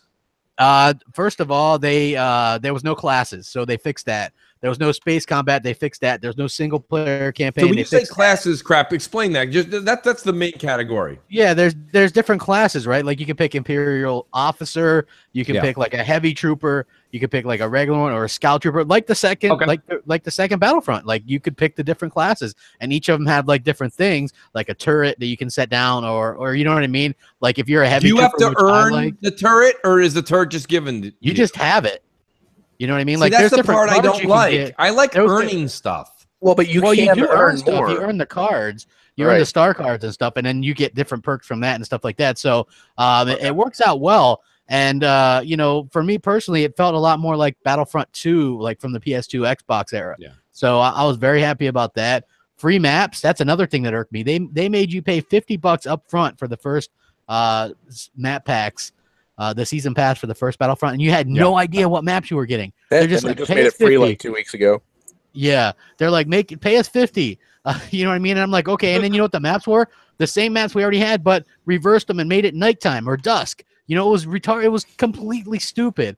So now they fixed that. So for me, the amount of content, the different things you can do in the game, it'd be a no-brainer to buy. Well, listen, here's the thing, and I've said this a number of times, and it's funny because people in the chat, I love how they mince and mix words and different podcasts. Well, you know what? What are you supposed to talk about, honestly? Well, like, yeah. But one person in the chat earlier, he was like, Mooch, you said the same thing about Destiny. I never in my life, even when I was not a fan of Destiny, when it first came out in 2014, I never said it was too generic.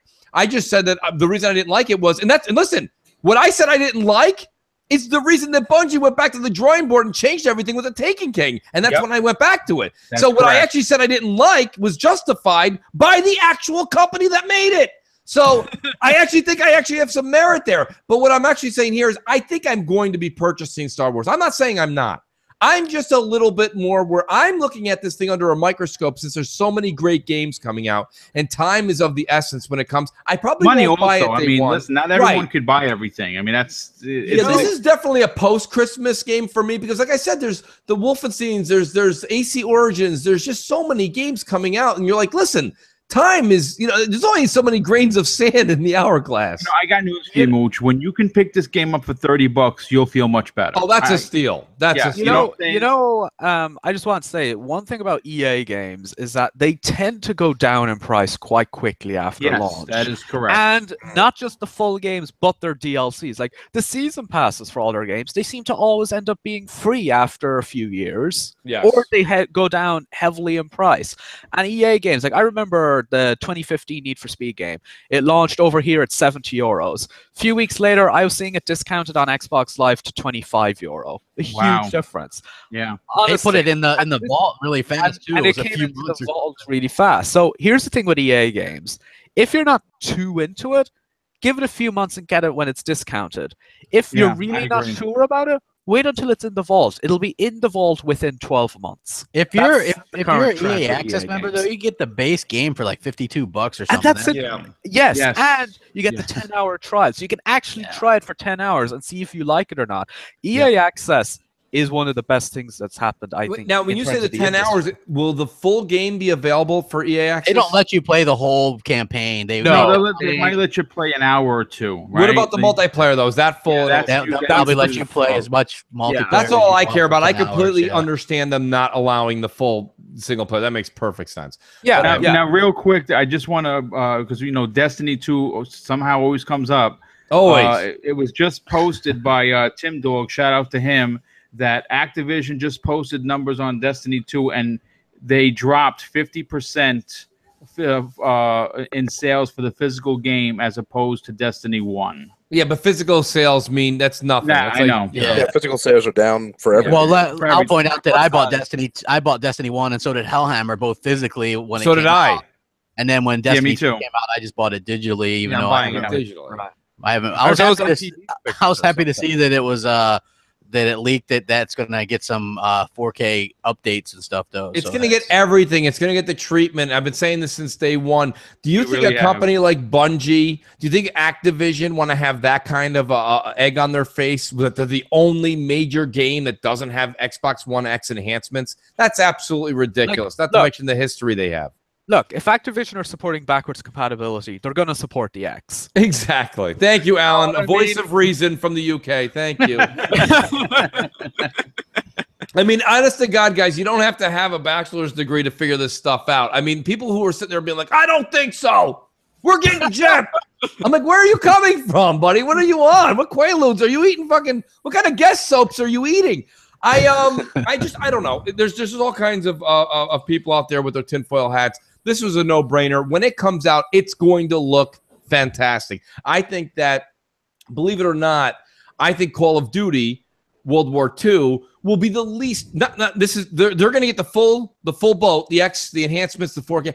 I just think the way that the game is designed and the way that they have it, that's the game that's going to look the least graphically like appealing to people. But I think Destiny is going to look phenomenal with the lighting, the tech. When you throw those grenades, when you're the hunter, or you have any of those subclasses with those textures that are going to pop, the smoke that's going on in the game, it's going to look absolutely breathtaking. So those are things to look forward to. Star Wars is going to be by far the best looking game, maybe this generation. I don't know. I mean, I don't see how 4K. The X12 title too. Yeah, I mean, how can it not? How can it not? So I mean, it's a graphical showpiece as well. So I think it's going to do that plus the whole name that carries it.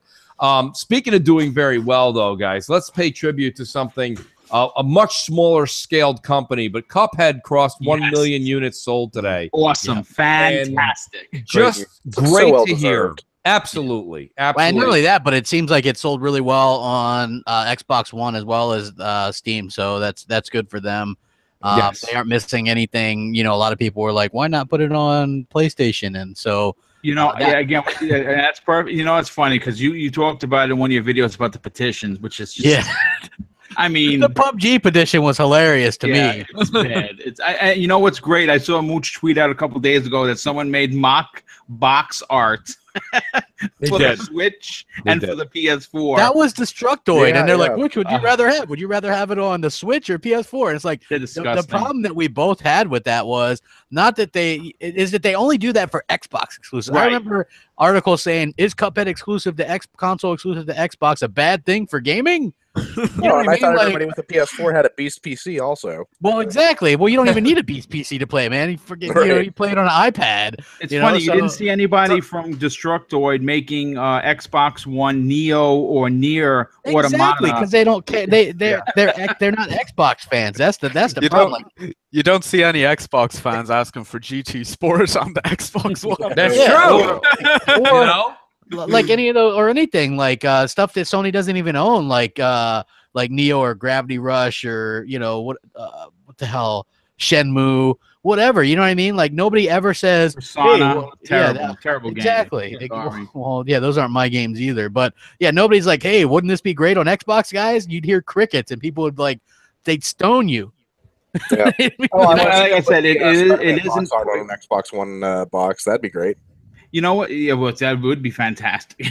You know what, though? As Xbox fans, all we've heard for years is 900p, right? And all that you heard... a lot, too. Even though there's less than 20 games that are 720p, by the way. All you've heard for this entire year is that we have no games. And isn't it nice to see Forza 7...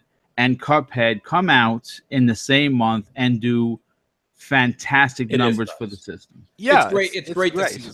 I would like to see Microsoft step up and take CupHead and do more with it. You know what I mean? Like make this thing like a crazy full-length Mario game. There's no reason that you couldn't make this a 2D scroller that's a Mario-style game that's their own. And it's a lovable character. We said the same thing with Ori. And, listen, I loved Ori. I loved it so much. It'll get a sequel. Ori's going to get a sequel. CupHead's going to get a sequel, but I think it's just going to be more of the same. and I'd like to see them grow it more, not just make it the same thing that the originator. They could do more. They added those late to the thing anyway. Right. Those to break up the repetition. They could add I more like of those. I like the running gun boards more than the boss fights crap. Or put a boss fight, a major boss fight at the end of a running gun. Get walloped or whatever. Yeah, I'm stuck on that game. I'll never be able to beat that. That is a tough. It's a tough game, man. It's a tough game. I think what's amazing about it is that as quality as that title is, we only paid $20 for it. Yeah, I was really surprised at the price. And you guys, and we have Super Lucky's Tale on November 7th. Which I am very excited for. I have that pre-ordered. Well, Hellhammer did. Yeah, quality game, and it's only $30. Yep. And I like the platformers and stuff, so I'm happy about that. Yeah, Super Lucky's Tale. Believe it or not, people may think this. I bet you there's going to be some level of difficulty to it, and I think I'm looking forward to it. I am. I think it's going to be good. It's out the same day on that when Xbox One X comes out. Might as well give it a download. You can't stomp your feet, light a match for Crash Bandicoot coming out on PS4, and then tell me Super Lucky's Tale's not up your alley. You just can't. Which, by the way, I haven't heard anybody browbeat Sony over that game. We know it's coming to Xbox, but no, we haven't seen anything about it yet. And someone correct me if I'm wrong here, but when we look at the PS4's fall lineup, so we're talking about the fall lineup, they only have NAC 2 and GT Sport, but on Xbox we've had Forza 7, CupHead, we have Super Lucky's Tale coming soon, we have the 3 family titles at the end of the month. And PUBG. The Halo Wars 2 expansion. Yeah. Yes. I mean, again, granted, the first half of the year, I mean, listen, hats off to whoever on the Sony team got those second-party deals, right? Yeah, I got those second and third-party deals. They were probably from Adam Boys, to be fair. More than likely, yes. Yeah. He was a very personable individual, and he did get good quality games. Hats off to them. No one's going to shit on Sony for doing a good job. Yeah, exactly. Right? Mm-hmm. They did a great job. They have a lot of titles. Listen, I played about 60 hours of Neo, and I really do wish that would come to the Xbox, but guess what? I bought it on the PS4 and gladly played it. Yeah. I played it as well. I mean, I think the game Neo, I think, is a great game. I know, right? Crap. But Crap's not a fan. But I liked it. I think it's a good game. Myself personally, it's really the ecosystem, and the problem is I made these comments back 3 years ago. And to a certain extent, my God, I couldn't have been more accurate. Like, the PlayStation is I call it the lonely station 4. If you like single play people, there's a lot of people that are like, I'm a single player gamer. Well, I mean, that console is for you. I mean, it really, really is. When I get on right now, I'll just hop on Destiny, Halo, Gears. I mean, the fucking chat, the chat blows up. I get messages left and right. All of a sudden, I'll start a party, leave it open. 5-6 people just jump in from some of the same games, some not. It's a very social environment. If that's not for you, there is a console for you. It's called the PlayStation 4. I mean, right? It's why Sony basically put a Junior Mint earbud in as the earpiece. Into the podcast. Yeah, right? I mean, there are certain things that, listen, I got news for you. When you get, think about all of us that podcast, or in your case, Alan, where you did a lot of writing, and there's a lot of people, and Jez, shout out to Jez Gordon, who does great work for Windows Central. Happy birthday, Jez. Yeah, happy birthday, Jez. That's right. Jez. Yes, I tweeted him early with the picture of that was Osborne, right? Yeah, it was Haley Joel Osment, but he looks just like Jez. That's it. It does look like Jez. I loved it. But I mean, a lot of us have been doing this for a long time. Don Matrix was doing it at the time for a very long time. And, when you get these snide, wisecrack remarks from the gaming media, that's why he made those comments. I can guarantee you that he probably got slapped on the wrist when he got back to Redmond, but like, you really shouldn't have said that, because that came off pretty, glum. Yeah, the PR teams would not have liked that comment. They didn't like that. They didn't like that very much. But you know what it always seemed like? It always seems like the PR team, when it comes to Microsoft, is always 2 hours behind the fun bus, aren't they? They're always late to the party. Where the hell is this PR bus? You know what I'm saying? I don't know if you guys ever seen Godfather 1 when Sonny went out to go attack his brother-in-law, and it was a setup by the fucking Balzini family, and he gets gunned down at the fucking toll booth, and the reinforcements are an hour behind him. That's the PR. The PR for Microsoft's an hour behind Sonny all the time. I don't know where the fuck they are. But every time something happens, they're like, well, PR didn't really approve of that. Yeah, but he said it on Friday, and PR announced the oops on Monday. So it is what it is. Like the amount of things Xbox executives, when they'll come on to podcasts, they'll say things, right? And PR will be like, none of this, we weren't told any of this was being we were not said. aware of this. And there can be fireworks and fire alarms going off. And crazy. But no, I completely agree. Like, honestly, Don Matrick got a lot of hate. And when you think about it, when Don Matrick was there, he had a lot of games signed for coming to Xbox, and he had pretty much all the marketing deals under his belt. Yeah, everybody that's the only thing I'm not sitting here telling you I want Donnie to come back. All I'm saying is everybody always like makes fun of him, but then we're like, oh, I miss Xbox exclusives. Well, that was him. That was him. That was Don Matrix. Yeah, that was him. So if you miss Xbox exclusives ever, if you even said it once, you're a Don fan. That's just the way it is. You're Don Matrix if you say you hate Sony having all the marketing deals, yeah, that was a Don thing. He had them all. He had the COD deal. He had GTA expansions first on Xbox. He had all the Capcom exclusives. Yes. And he had Metal Gear Solid 5 Xbox marketed. The moment he left, guarantee you, Mooch, I'm going to say it right here. If Don Matrick was still head of Xbox, Death Stranding, Xbox exclusive. Yep. Saying it right here. He would have gave him a blank check. Don and Hideo are like best friends, or they were at least when Don was head of Xbox. Like every year at E3, Don would have Hideo on stage and they'd shake hands. It was the way, like, it's like how Hideo and Jeff Keighley are at the moment. It was literally like that relationship. Yes, and I'm not sure they're actually shaking hands per se. But yeah, if you like exclusives, if you like Unity candles and CupHead, then Phil's your guy. I mean, that's just kind of the way it is, and it is what it is. There's no sense in changing or debating that. I actually like Phil in behind the helm because Phil's a gamer, and to me personally, that just shows me that for the longevity of Xbox, we're gonna have great titles. Really good titles. He's not putting out. He won't put out garbage. Phil's not going to put out garbage. No. So it's going to be a Class A game. But I mean, at the same time, you're not going to get that fight that you saw from Microsoft, in the prior generation. Go ahead, yeah. I love Phil Spencer, and you're right. He is a gamer. The only concern I have with Phil, and I don't know. I want to hear if the rest of the panel feels this way too. I just hope that Phil, with growing in his position and doing what he's doing, realizes the difference in communities between the PC gaming community and the console gaming community. There's good things that you can interweave between the two, but I just want I want to kind of be reassured that he knows that there is a difference between these communities, and he's going to do his best, when it comes to Xbox, to cater to the console gaming community more than anything else. Well, that's an interesting question, Xbox, because there's a couple people in the chat that really nailed it, and they said Phil's brought us great hardware. The thing that Phil, and Crap kind of alluded me to this, I didn't really look into this. I was always looking at the top level, and then when you peel a couple layers off the onion, you see a little bit deeper.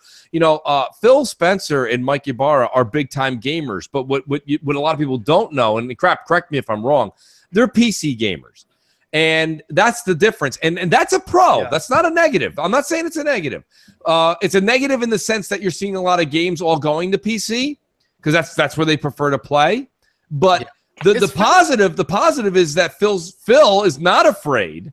Phil is not, and I repeat, Phil is not afraid to make a console with superior PC specs. And that is a positive, folks. That's a good thing. So does Phil mainly play on PC? I always thought he was Xbox, like console. Phil plays on PC a lot. He's more on PC. He's a PC dude. Phil and Mike are on PC a lot. They do play console and PC, but they're both on PC a lot. Yeah, they're on. I would say 60-40 would be generous, probably more like 70-30, and Mike's probably 80-20. Do you guys remember back around 2006? Microsoft were pushing games for Windows Live, and that was under Peter Moore, and that was their big PC push, similar to what they were doing now. And then, Peter left and Don Matrick took over, and then all the PC stuff kind of went under the carpet, probably because Don is much more of a console person. And then once Phil kind of came back, and once Microsoft were making the Windows 10 push, the PC thing was being pushed again. Correct. There was a year before Project Scorpio was announced. Literally, the big talk from Microsoft was Windows 10 PC 4K. Like, that's all we were hearing for a while. That's right.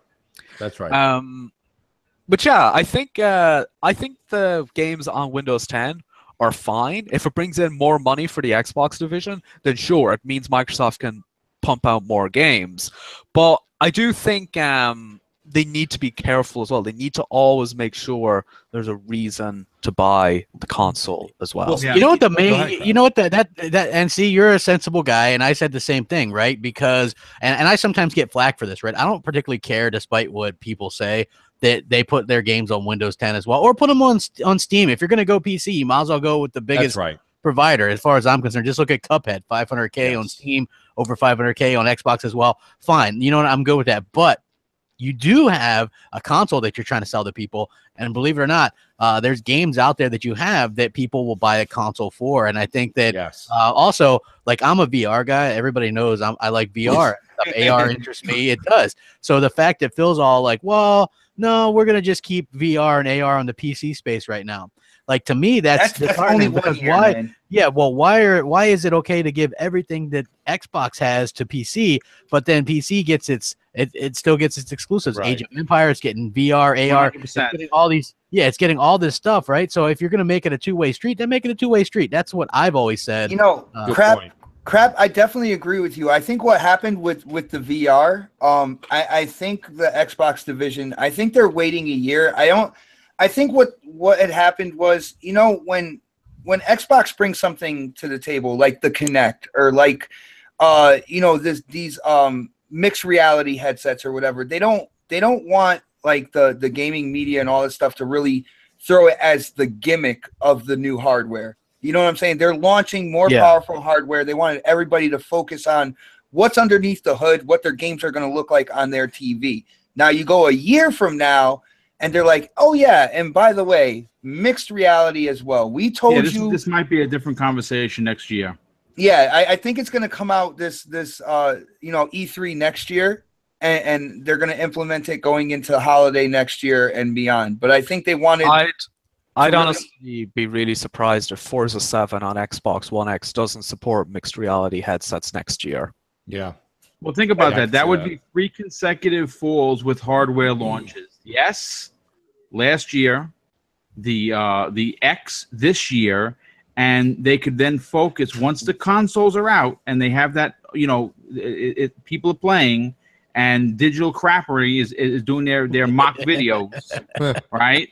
Which, again, I said it earlier, it really, every time, they must have gotten stock in Advil. So every time they have to say something nice about Xbox, they get a pain in their head, in their ankle, in their hip, something. So they're like, it makes sense to get that user base up, you know, first before releasing a peripheral like that. So yeah, that makes total sense. You know what's awesome about this when it comes to the mixed reality headsets is I believe like HP, you know, the third party kind of like partnerships when it comes to Windows and mixed reality and stuff. I believe they already have their headsets. I'm not.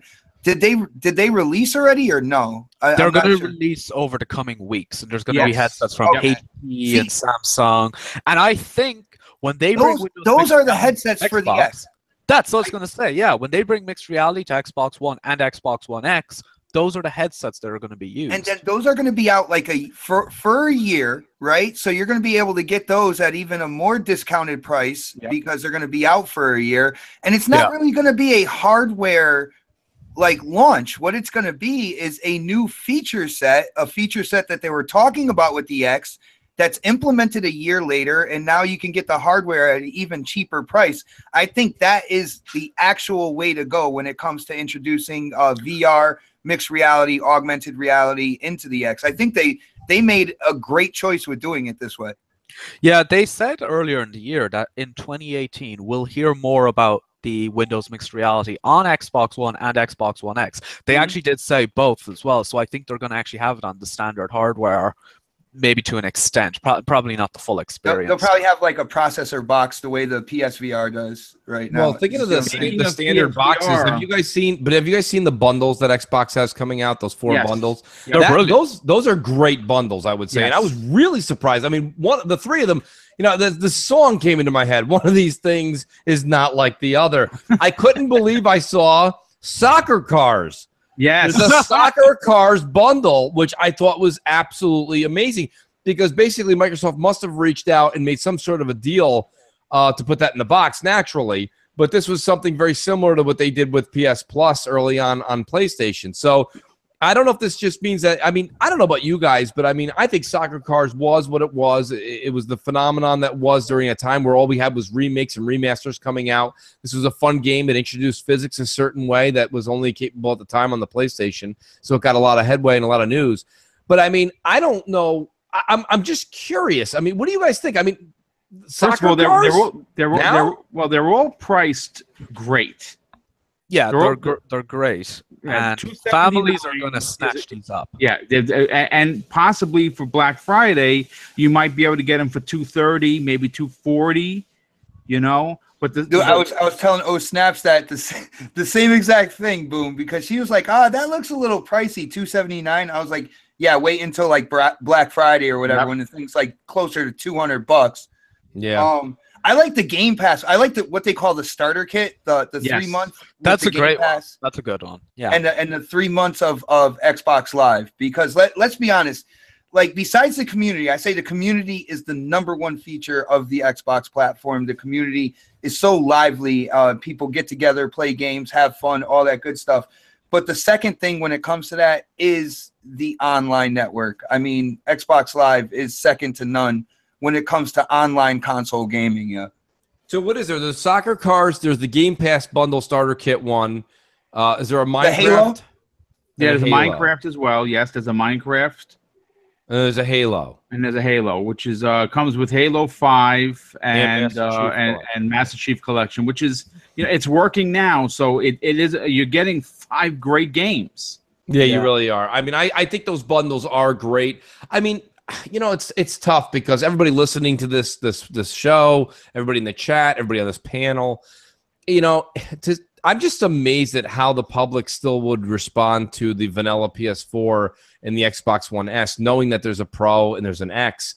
I mean, I understand that there's a huge difference in price between $250 and $500. Okay, it's 2 to 1. I get that. I really do. But I mean, in all honesty, I just amazed that they're still doing all of these. Who really? You see the Apple Store, you see people buying new phones all the time. Nobody, I don't care if it's the Galaxy Note 8 or the iPhone 10. I don't care which one we're talking about. Very few times am I in Best Buy or the Apple Store and somebody's like, "Oh, the 10 is out. I'll take the 8." Or the 8's out. I'll take the 6. Nobody says that. I'm just shocked so many people would walk into a game store and say, "Oh, the X is the new one. Yes, this is the new one." But then I'll take the old one that was 4 years. That's actually a really interesting point, because Phil has said they're going to sell more S's this year. They're probably going to sell more S's next year. I think that's bullshit. Price point. I do too. I actually think it'll be interesting to see that. Well, their bundles are saying that's exactly where they're going. I mean, the bundles are showing that. I think. Well, they can't bundle new hardware yet. I mean, you never see a bundle with new hardware when the new hardware first comes out. You know what? In a way, what they should have done. I think the Xbox One X, maybe it's not a good idea, but I'm thinking in a way, maybe it should have, the Scorpio edition should come with Forza 7 or something like that. 100% agree with that. Throw a game in the box. The old Nintendo tactics. Yes. The only reason it might be a bit of a bad thing to do is because Forza 7 came out before the X, so it might put people off from buying it when it first comes out. That might be the only con of doing that. But I do feel like putting the showcase title in the box, and I'm already seeing retailers doing bundles for X and Forza 7. I think doing that could be great, because you're getting a title that takes full advantage of the hardware. You're getting the best racing game out in the market. Well, I don't disagree with that, but I mean, it doesn't really apply to us because we're hardcore gamers. We've already played a lot of the games, but I'm sure all these Xbox One X's are going to come out with a 1-month trial for the Game Pass. And in that, like somebody that's new to the Xbox ecosystem, giving them a month of Game Pass, 100 games right out of the box with your console, I mean, that to me is better than, you know, a bundle where you get 1 game with it. Well, see, I think Xbox has a cushion here, because when it comes to the X, all right, you know, the tech guys and hardcore Xbox people, people who buy the new technology first and stuff, those are the ones who are going to get those first round of consoles and stuff like that. So I actually don't see a problem with like not having a bunch of bundles when it comes to the X this year at its launch. That, like I said, they're selling the hardware, they're selling what's underneath their hood. You know, the games are going to look better, all that good stuff. They're going to have more bundles next year.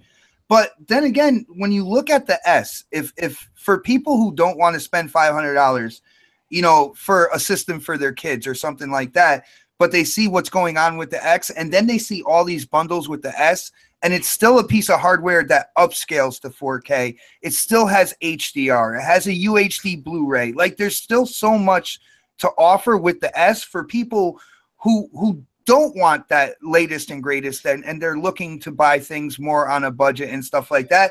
The S is still a great option for them, and that's where I think Xbox is with that. They're going to put out the bundles there for the S. Hopefully they attract the eyes with the X, but then for people who are watching their wallets, they have all these bundles with the S, which is still a right. piece And of it's true that And you know as well, if someone wants to buy an Xbox just for the entertainment features, buy an S. absolutely. Yeah, Well, that's a no-brainer. And Microsoft knows that, you know, the lower a console costs the consumer, the more it's going to move. Look at the Xbox 360. Like, it got most of its sales when the prices started coming down. Even though it was a great console, everybody loved the 360 last generation. The majority of its sales came after the Slim came out, after it had lower prices. So the S, like, I don't see them, like, you know, trying to pre-damage control sales for the X by saying they're going to sell more S's. I think that's just the reality of the situation. The S is going to probably move more units throughout at least the next 12 months than the X will, even though the X is going to be a fabulous piece of hardware. Yeah, and I think it's smart for them to have like a family of devices. Like, you always see when Apple launches a new iPhone, they talk about their overall iPhone lineup, and I think this year it includes the 6, the 7, the 8, the 10. So for Microsoft, we're launching our X, and it joins the Xbox One and the Xbox One S. That's how they're doing it. And I think that is smart to give your customer a choice. Yeah. You know, and they make it clear. They make it clear that X is for people who want the latest and greatest. This is for native 4K gaming. I mean, you know, but there's someone in the Tryhard fan who's I'm a big fan of his. He's a great guy. Always comes to all the chats. He's friends with me on Xbox and PlayStation. No, Tryhard. He keeps making this point that he doesn't have a 4K TV. And Tryhard, I'm not speaking to you directly because it's not fair. Well, it's not fair for me to pinpoint him. I'm going to be very general here.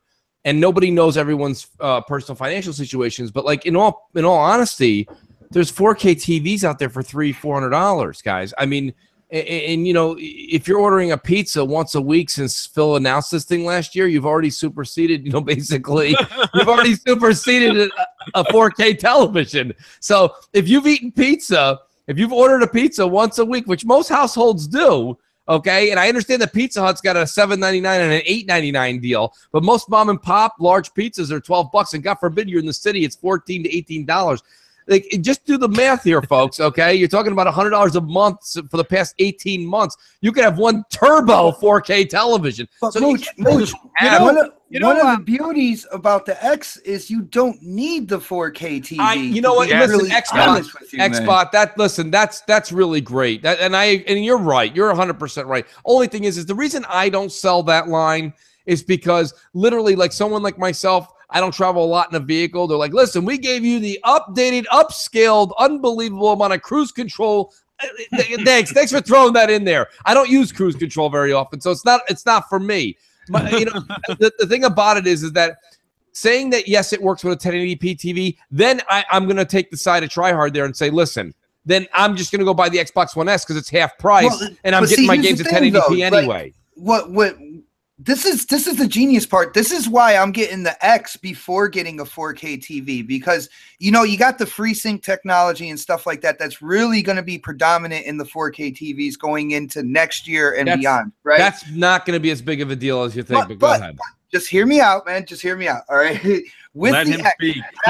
having that super sampling and stuff, my game is processed through the system at 4K. I'm getting the 4K textures, and then I'm getting them set to fit my TV, right? Which means I'm already going to get a better looking game on the TV I have now, and I get to like kind of hold off for a little while and get the better 4K television down the line. I do know technology swings very fast, and there's always a bigger and better right around the corner. Right. But imagine like these TVs are dropping in price so quickly. Can you imagine like next year? Xbot, that's like you passing on dinner all the way because you're like, Thanksgiving's coming, bro. I'm gonna wait it out. Thanksgiving's coming. Again, here's my point with that. Right now, I have plenty of people. You can talk to D-Batch if you want to. Like this free sync up, that it's a ways down the road, and not just that, but Dealer made a great point on Xbox Nation a few weeks ago.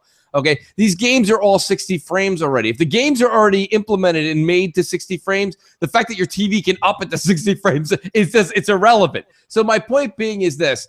That's you waiting that long for you to get that TV. And let's talk about money here. If we're going to talk about $250 versus $500, if you're talking about a 4K TV when the FreeSync thing becomes first, you're not buying that until 2 years later when it becomes affordable. It's going to be top my point money. is go get the 4K TV now. This X is only in your house for 3 years. The Xbox 2 is coming 2020. It is. It's coming 2020, 2021. So to say I'm going to wait 2 years to get 4K and have a 4K box like the X and not utilize it, you're fooling yourself.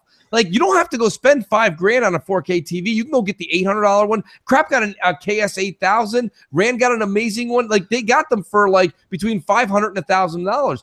And these are great sets. They've said it openly. And James Shields, who works for Xbox, has a KS8000. And he got it for $799. Also, I mean, like, well, guess what? Here it is, though. Samsung deals with the Xbox One X. Remember, they have a partnership. That's right. Here it is. When it comes to the X, I have with it having the super sampling and everything like that. I have no problem. We have 2 Project Scorpio editions pre-ordered for the house, right? I have no problem getting them now this holiday. Yeah. And then when tax time comes around, that's fine. That's February. That's the way to do it. That's fine. When you said wait, you make it sound like you're waiting like a year or 2. I'm like, well, don't wait that long. I mean, if you're gonna wait 3 months, I mean, who cares? That's irrelevant. Yeah. Oh Snaps wants the first 4K television, and she doesn't go. She goes big or goes home kind of thing, and she wants like 65 going. With shout out to Gauntlet who's in the chat. Gauntlet, I know that's not how VSync works. I'm not in the mood to get into the tech talk. That's a different podcast. But like my point is, but you have to admit though, when a game is at 60 frames, it's at 60 frames. Your TV's not going to do anything better for me with FreeSync or VSync. So, but there is more to it than that. That is true. I will give Gauntlet credit where credit's due. I mean, another thing I want to talk about here because we're gonna get close and Crap's gonna be sending me that Twitter gift by the soon. time we do the outro, shoot, that's right. Well, I just want to know: is anybody playing Shadow of War right now? Yep, I got it. I'm about 20 hours into it. Can we just talk about it for a minute? Are you guys loving it? Is there problems? Is it graphically? Because Clowns, you were very critical. First impressions, I didn't like it because it started out slow. But I'm gonna tell you this, Mooch. I kind of flipped on this one. That's all right. It's good to flip on this because I'm looking forward to it. I'm glad to hear that too. Once I hit Act 2, I really started getting into it because it really starts to open up. Like there is a slow part in the beginning. Act 1 is kind of slow, but Act 2 is fantastic. What about you, Boom? You know what? Believe it or not, I am collecting everything. I'm still in Act 1. I absolutely love the game. I must have already killed at least 20 or 30 of the captains. I've got exotic gear almost across the board. I think that how does it look graphically? Because Clowns was a little harsh on its appearance. You know, it's okay. Let me just say this. It's better than the original. That's true, but it's not the biggest graphical powerhouse you're going to see this fall.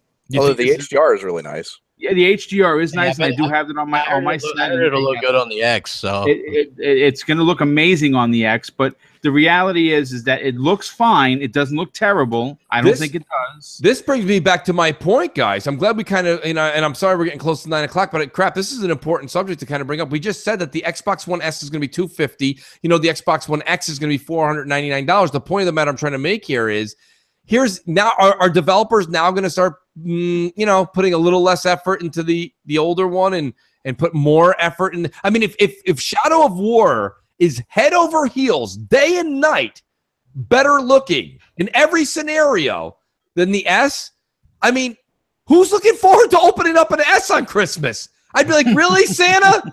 Get the fuck back down the chimney. How do I return this thing? Do I shove it back up? I mean, I want to know, because that's what I'm concerned about, because Crap's right. I've heard from people saying, listen, don't worry, Shadow of War is going to look fantastic on the X. What about the thousands of people buying it right now on the S? That's my issue now. I think this is really, listen, it's all PR, right? You can't let your people behind feel like they've been left behind. But the thing of the truth of the matter is if you're holding on to your S and you don't move up to the X, this is a mid-gen refresh, but this has a mid-gen refresh with some enhancements, where the Pro was very much just this mid. I don't know what the Pro is, to be honest with you, except for helping VR. And that's all the Pro is. Like they don't. There's no upgrade in textures or anything like that. No, when it comes nothing. to big games. It's just an up-res machine. Now, if you like that, if you feel that, you know, the checkerboard, all that good stuff, the quote unquote dynamic 4K fits your TV screen better and stuff, you're gonna see a bit of a difference between the two. But when it's all said and done, the X has the power under the hood to give you the better textures, the better lighting, the better shadows, the things that will really show you a difference, you know. And the Pro is just an up-res machine, man. No, I agree. No, you know, and listen, guys, we're approaching the 2-hour mark here, so we'll do the outros. But listen, I'll just end on this note real quick. If it's within your means, okay, and everybody knows whether it is or it isn't, so take this with a grain of salt.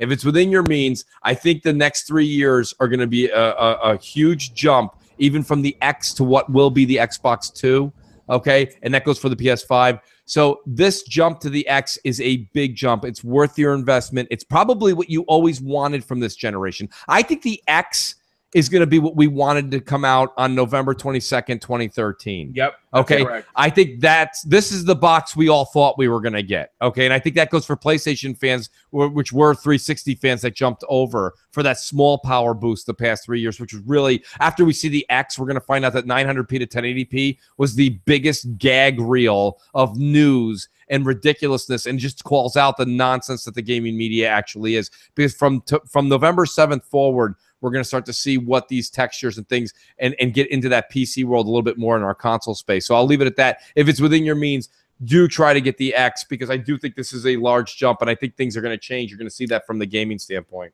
Could I actually go give ahead, it Alan. to viewers who are watching and they have a 1080p TV and they're thinking they're not sure if they should get the X or not. If by any chance they actually have a gaming PC and they have Forza 7, that game supports super sampling. So you can actually plug it into your 1080p display, run the game in 4K, and that will show you how it's going to look on the X. Nice. I've been doing this on my own PC, and my PC monitor is really bad. It's actually only 900p. So I've been playing it on a 900p monitor, super sampled down from 4K, and it looks great. You wouldn't think it was a 900p monitor. The difference it makes is huge. That's and great it's only to know. super sampling. It's a huge difference. And I still only have a 1080p TV myself, and I'm getting the X on day one because I know the super sampling is going to make the difference. Well, your hands are really going to be full with a 4K TV under your left arm and an Xbox One X under your right arm, then, Alan. Oh gosh, yeah. But for me personally, buying the console is more important than buying the TV. Yeah. You know, and that's a good point. I would say if it's one or the other at this point, definitely the console, because the TV, you'll have many more chances of many more sales before you see the X go on sale. Enjoy the console, get it, and I think that is better for the household. With that being said, Alan, let me start with you. I like to go in reverse. Alan, thanks for being on tonight, and it won't be your last time on.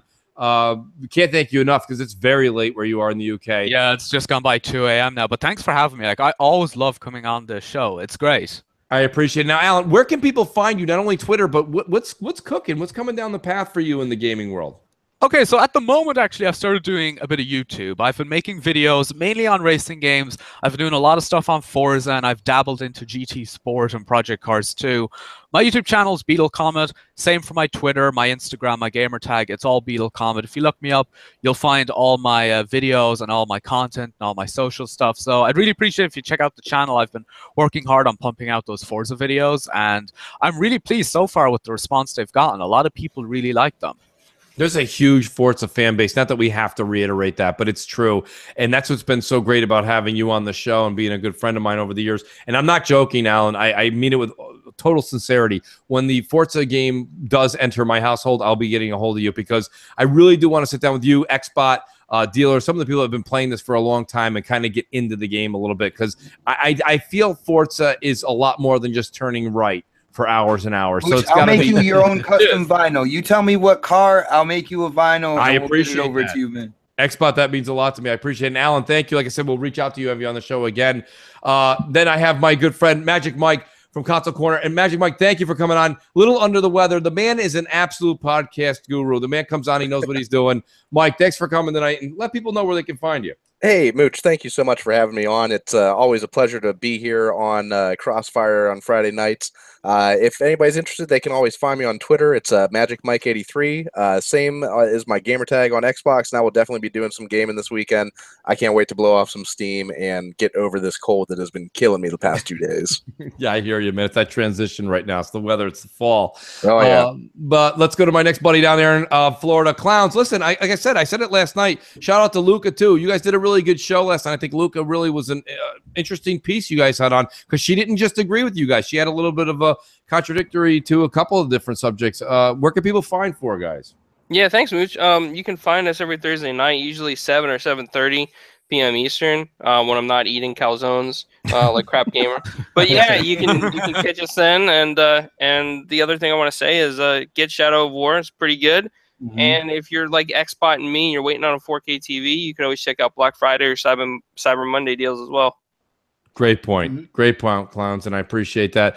Next, Xbot 448. Buddy, thanks for being on tonight. Awesome to hear your input on Forza. Awesome to hear your take on different things like Star Wars, 4K, everything that's going on. Where can people find you? And I think you have something going on tomorrow. I'm not sure. Oh, yeah, definitely. Well, of course, people who follow me, we do have a podcast. What's going on? Oh, sorry. We have a podcast on my channel every Saturday, 7 p.m., complete with gameplay. So we talk gaming news and have gameplay going on. So this way, you get entertained both visually and through the ears. But I want to take this time, first of all, follow me on Twitter, and you'll know whenever any of the shows that I go on go live, because I tweet it out to everybody. I just want to give a huge shout out to 343 Industries, because they did, with all this talk about loot boxes and microtransactions, there is a rec pack available in Halo 5 where all proceeds go to a charity that helps with disaster relief, like in Puerto Rico and beyond. So when, all this negative talk about loot boxes and microtransactions, it's good to see a company like 343 who is using these proceeds and putting it out there to help people that definitely need help around the world. So that's I give a huge shout out to 343 Industries. And it was a great show, guys, man. I had a lot of fun. Yeah, tonight was great. I appreciate that, Xbot, and thank you for bringing awareness to that foundation that 343 is helping out. That's a cause that needs more attention. Yeah, I wish more folks would actually cover that, because I saw it on Twitter yesterday, and I forgot to mention it to you. We will be covering it tomorrow on Next. Yeah, try and send the link out to anything you have on that Xbox so everybody here can retweet it and get it out there for people to see. Oh, yeah, definitely, man. Okay. And Mr. Boombastic Boom, who buys everything. Boom, thanks for being on tonight. Your input was fantastic. It's always good to hear a different perspective. Where can people find you, buddy? Well, you can find me on Twitter, which I just passed 600 followers. So thanks to the community for the huge support. Thanks, dude. Really appreciate that. You can find me on Wednesdays with Xbot and Mel and the gang at Coffee, Casuals, and Consoles at 10:30 a.m. on YouTube. And a quick shout out to UK Dazarus, who just launched his channel, the Dazcast. I was a guest on the second episode. Go give that guy some likes and check out that podcast, because they do good work over there. UK Daz is awesome, man. Love the guys down under. Oh, he's my moderator of the year, man. Yeah, that guy's a good dude, man. Really good, and it's a quality podcast. So go out there and subscribe. He hangs out with all the Australian dudes. But you know what? Let me not least at all, my buddy who's going to be co-streaming with me in probably about 45 minutes. Crap Gamer, where can people find you? And I'm sure you'll self-promote our upcoming Crap weekend. Gamer Reviews. Yeah, Crap Gamer Reviews is where you can find me. Also, in case anybody was wondering, I'm surprised Mooch didn't pimp this at all. He doesn't even have the link in his description. I didn't. Yeah, but we're actually, MNC Mornings is giving away an Xbox One X Scorpio Edition. Oh, it is there, Crap. No, it's in there. Maybe it didn't show right. I tried to use your link and it did not come. Crap, you might want to tell everybody again. What are you giving away, sir? We're giving away an Xbox One X Scorpio Edition. Yeah, it's super easy. We're doing a Gleam giveaway, and unlike a lot of the Gleam things where people have you can enter 1 billion times, and this is worth 50 entries, and everything's only worth 1 entry. So you have Yeah. a really good shot at Fair winning. You know what I mean? But the only bad part is you got to beat Canada or US. Sadly, we looked into shipping international, and woo. Yeah, it's international expensive. shipping is really, really expensive.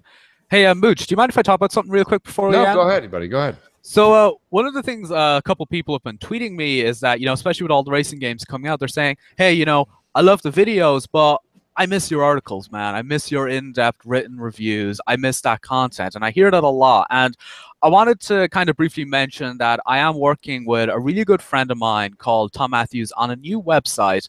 And it's the project is called Full Throttle. And we're not sure yet when we're launching, but it's going to be a racing game focused website. And we're hoping to try and tell a lot of stories, about racing games, especially Forza, that you don't see the mainstream kind of media report on.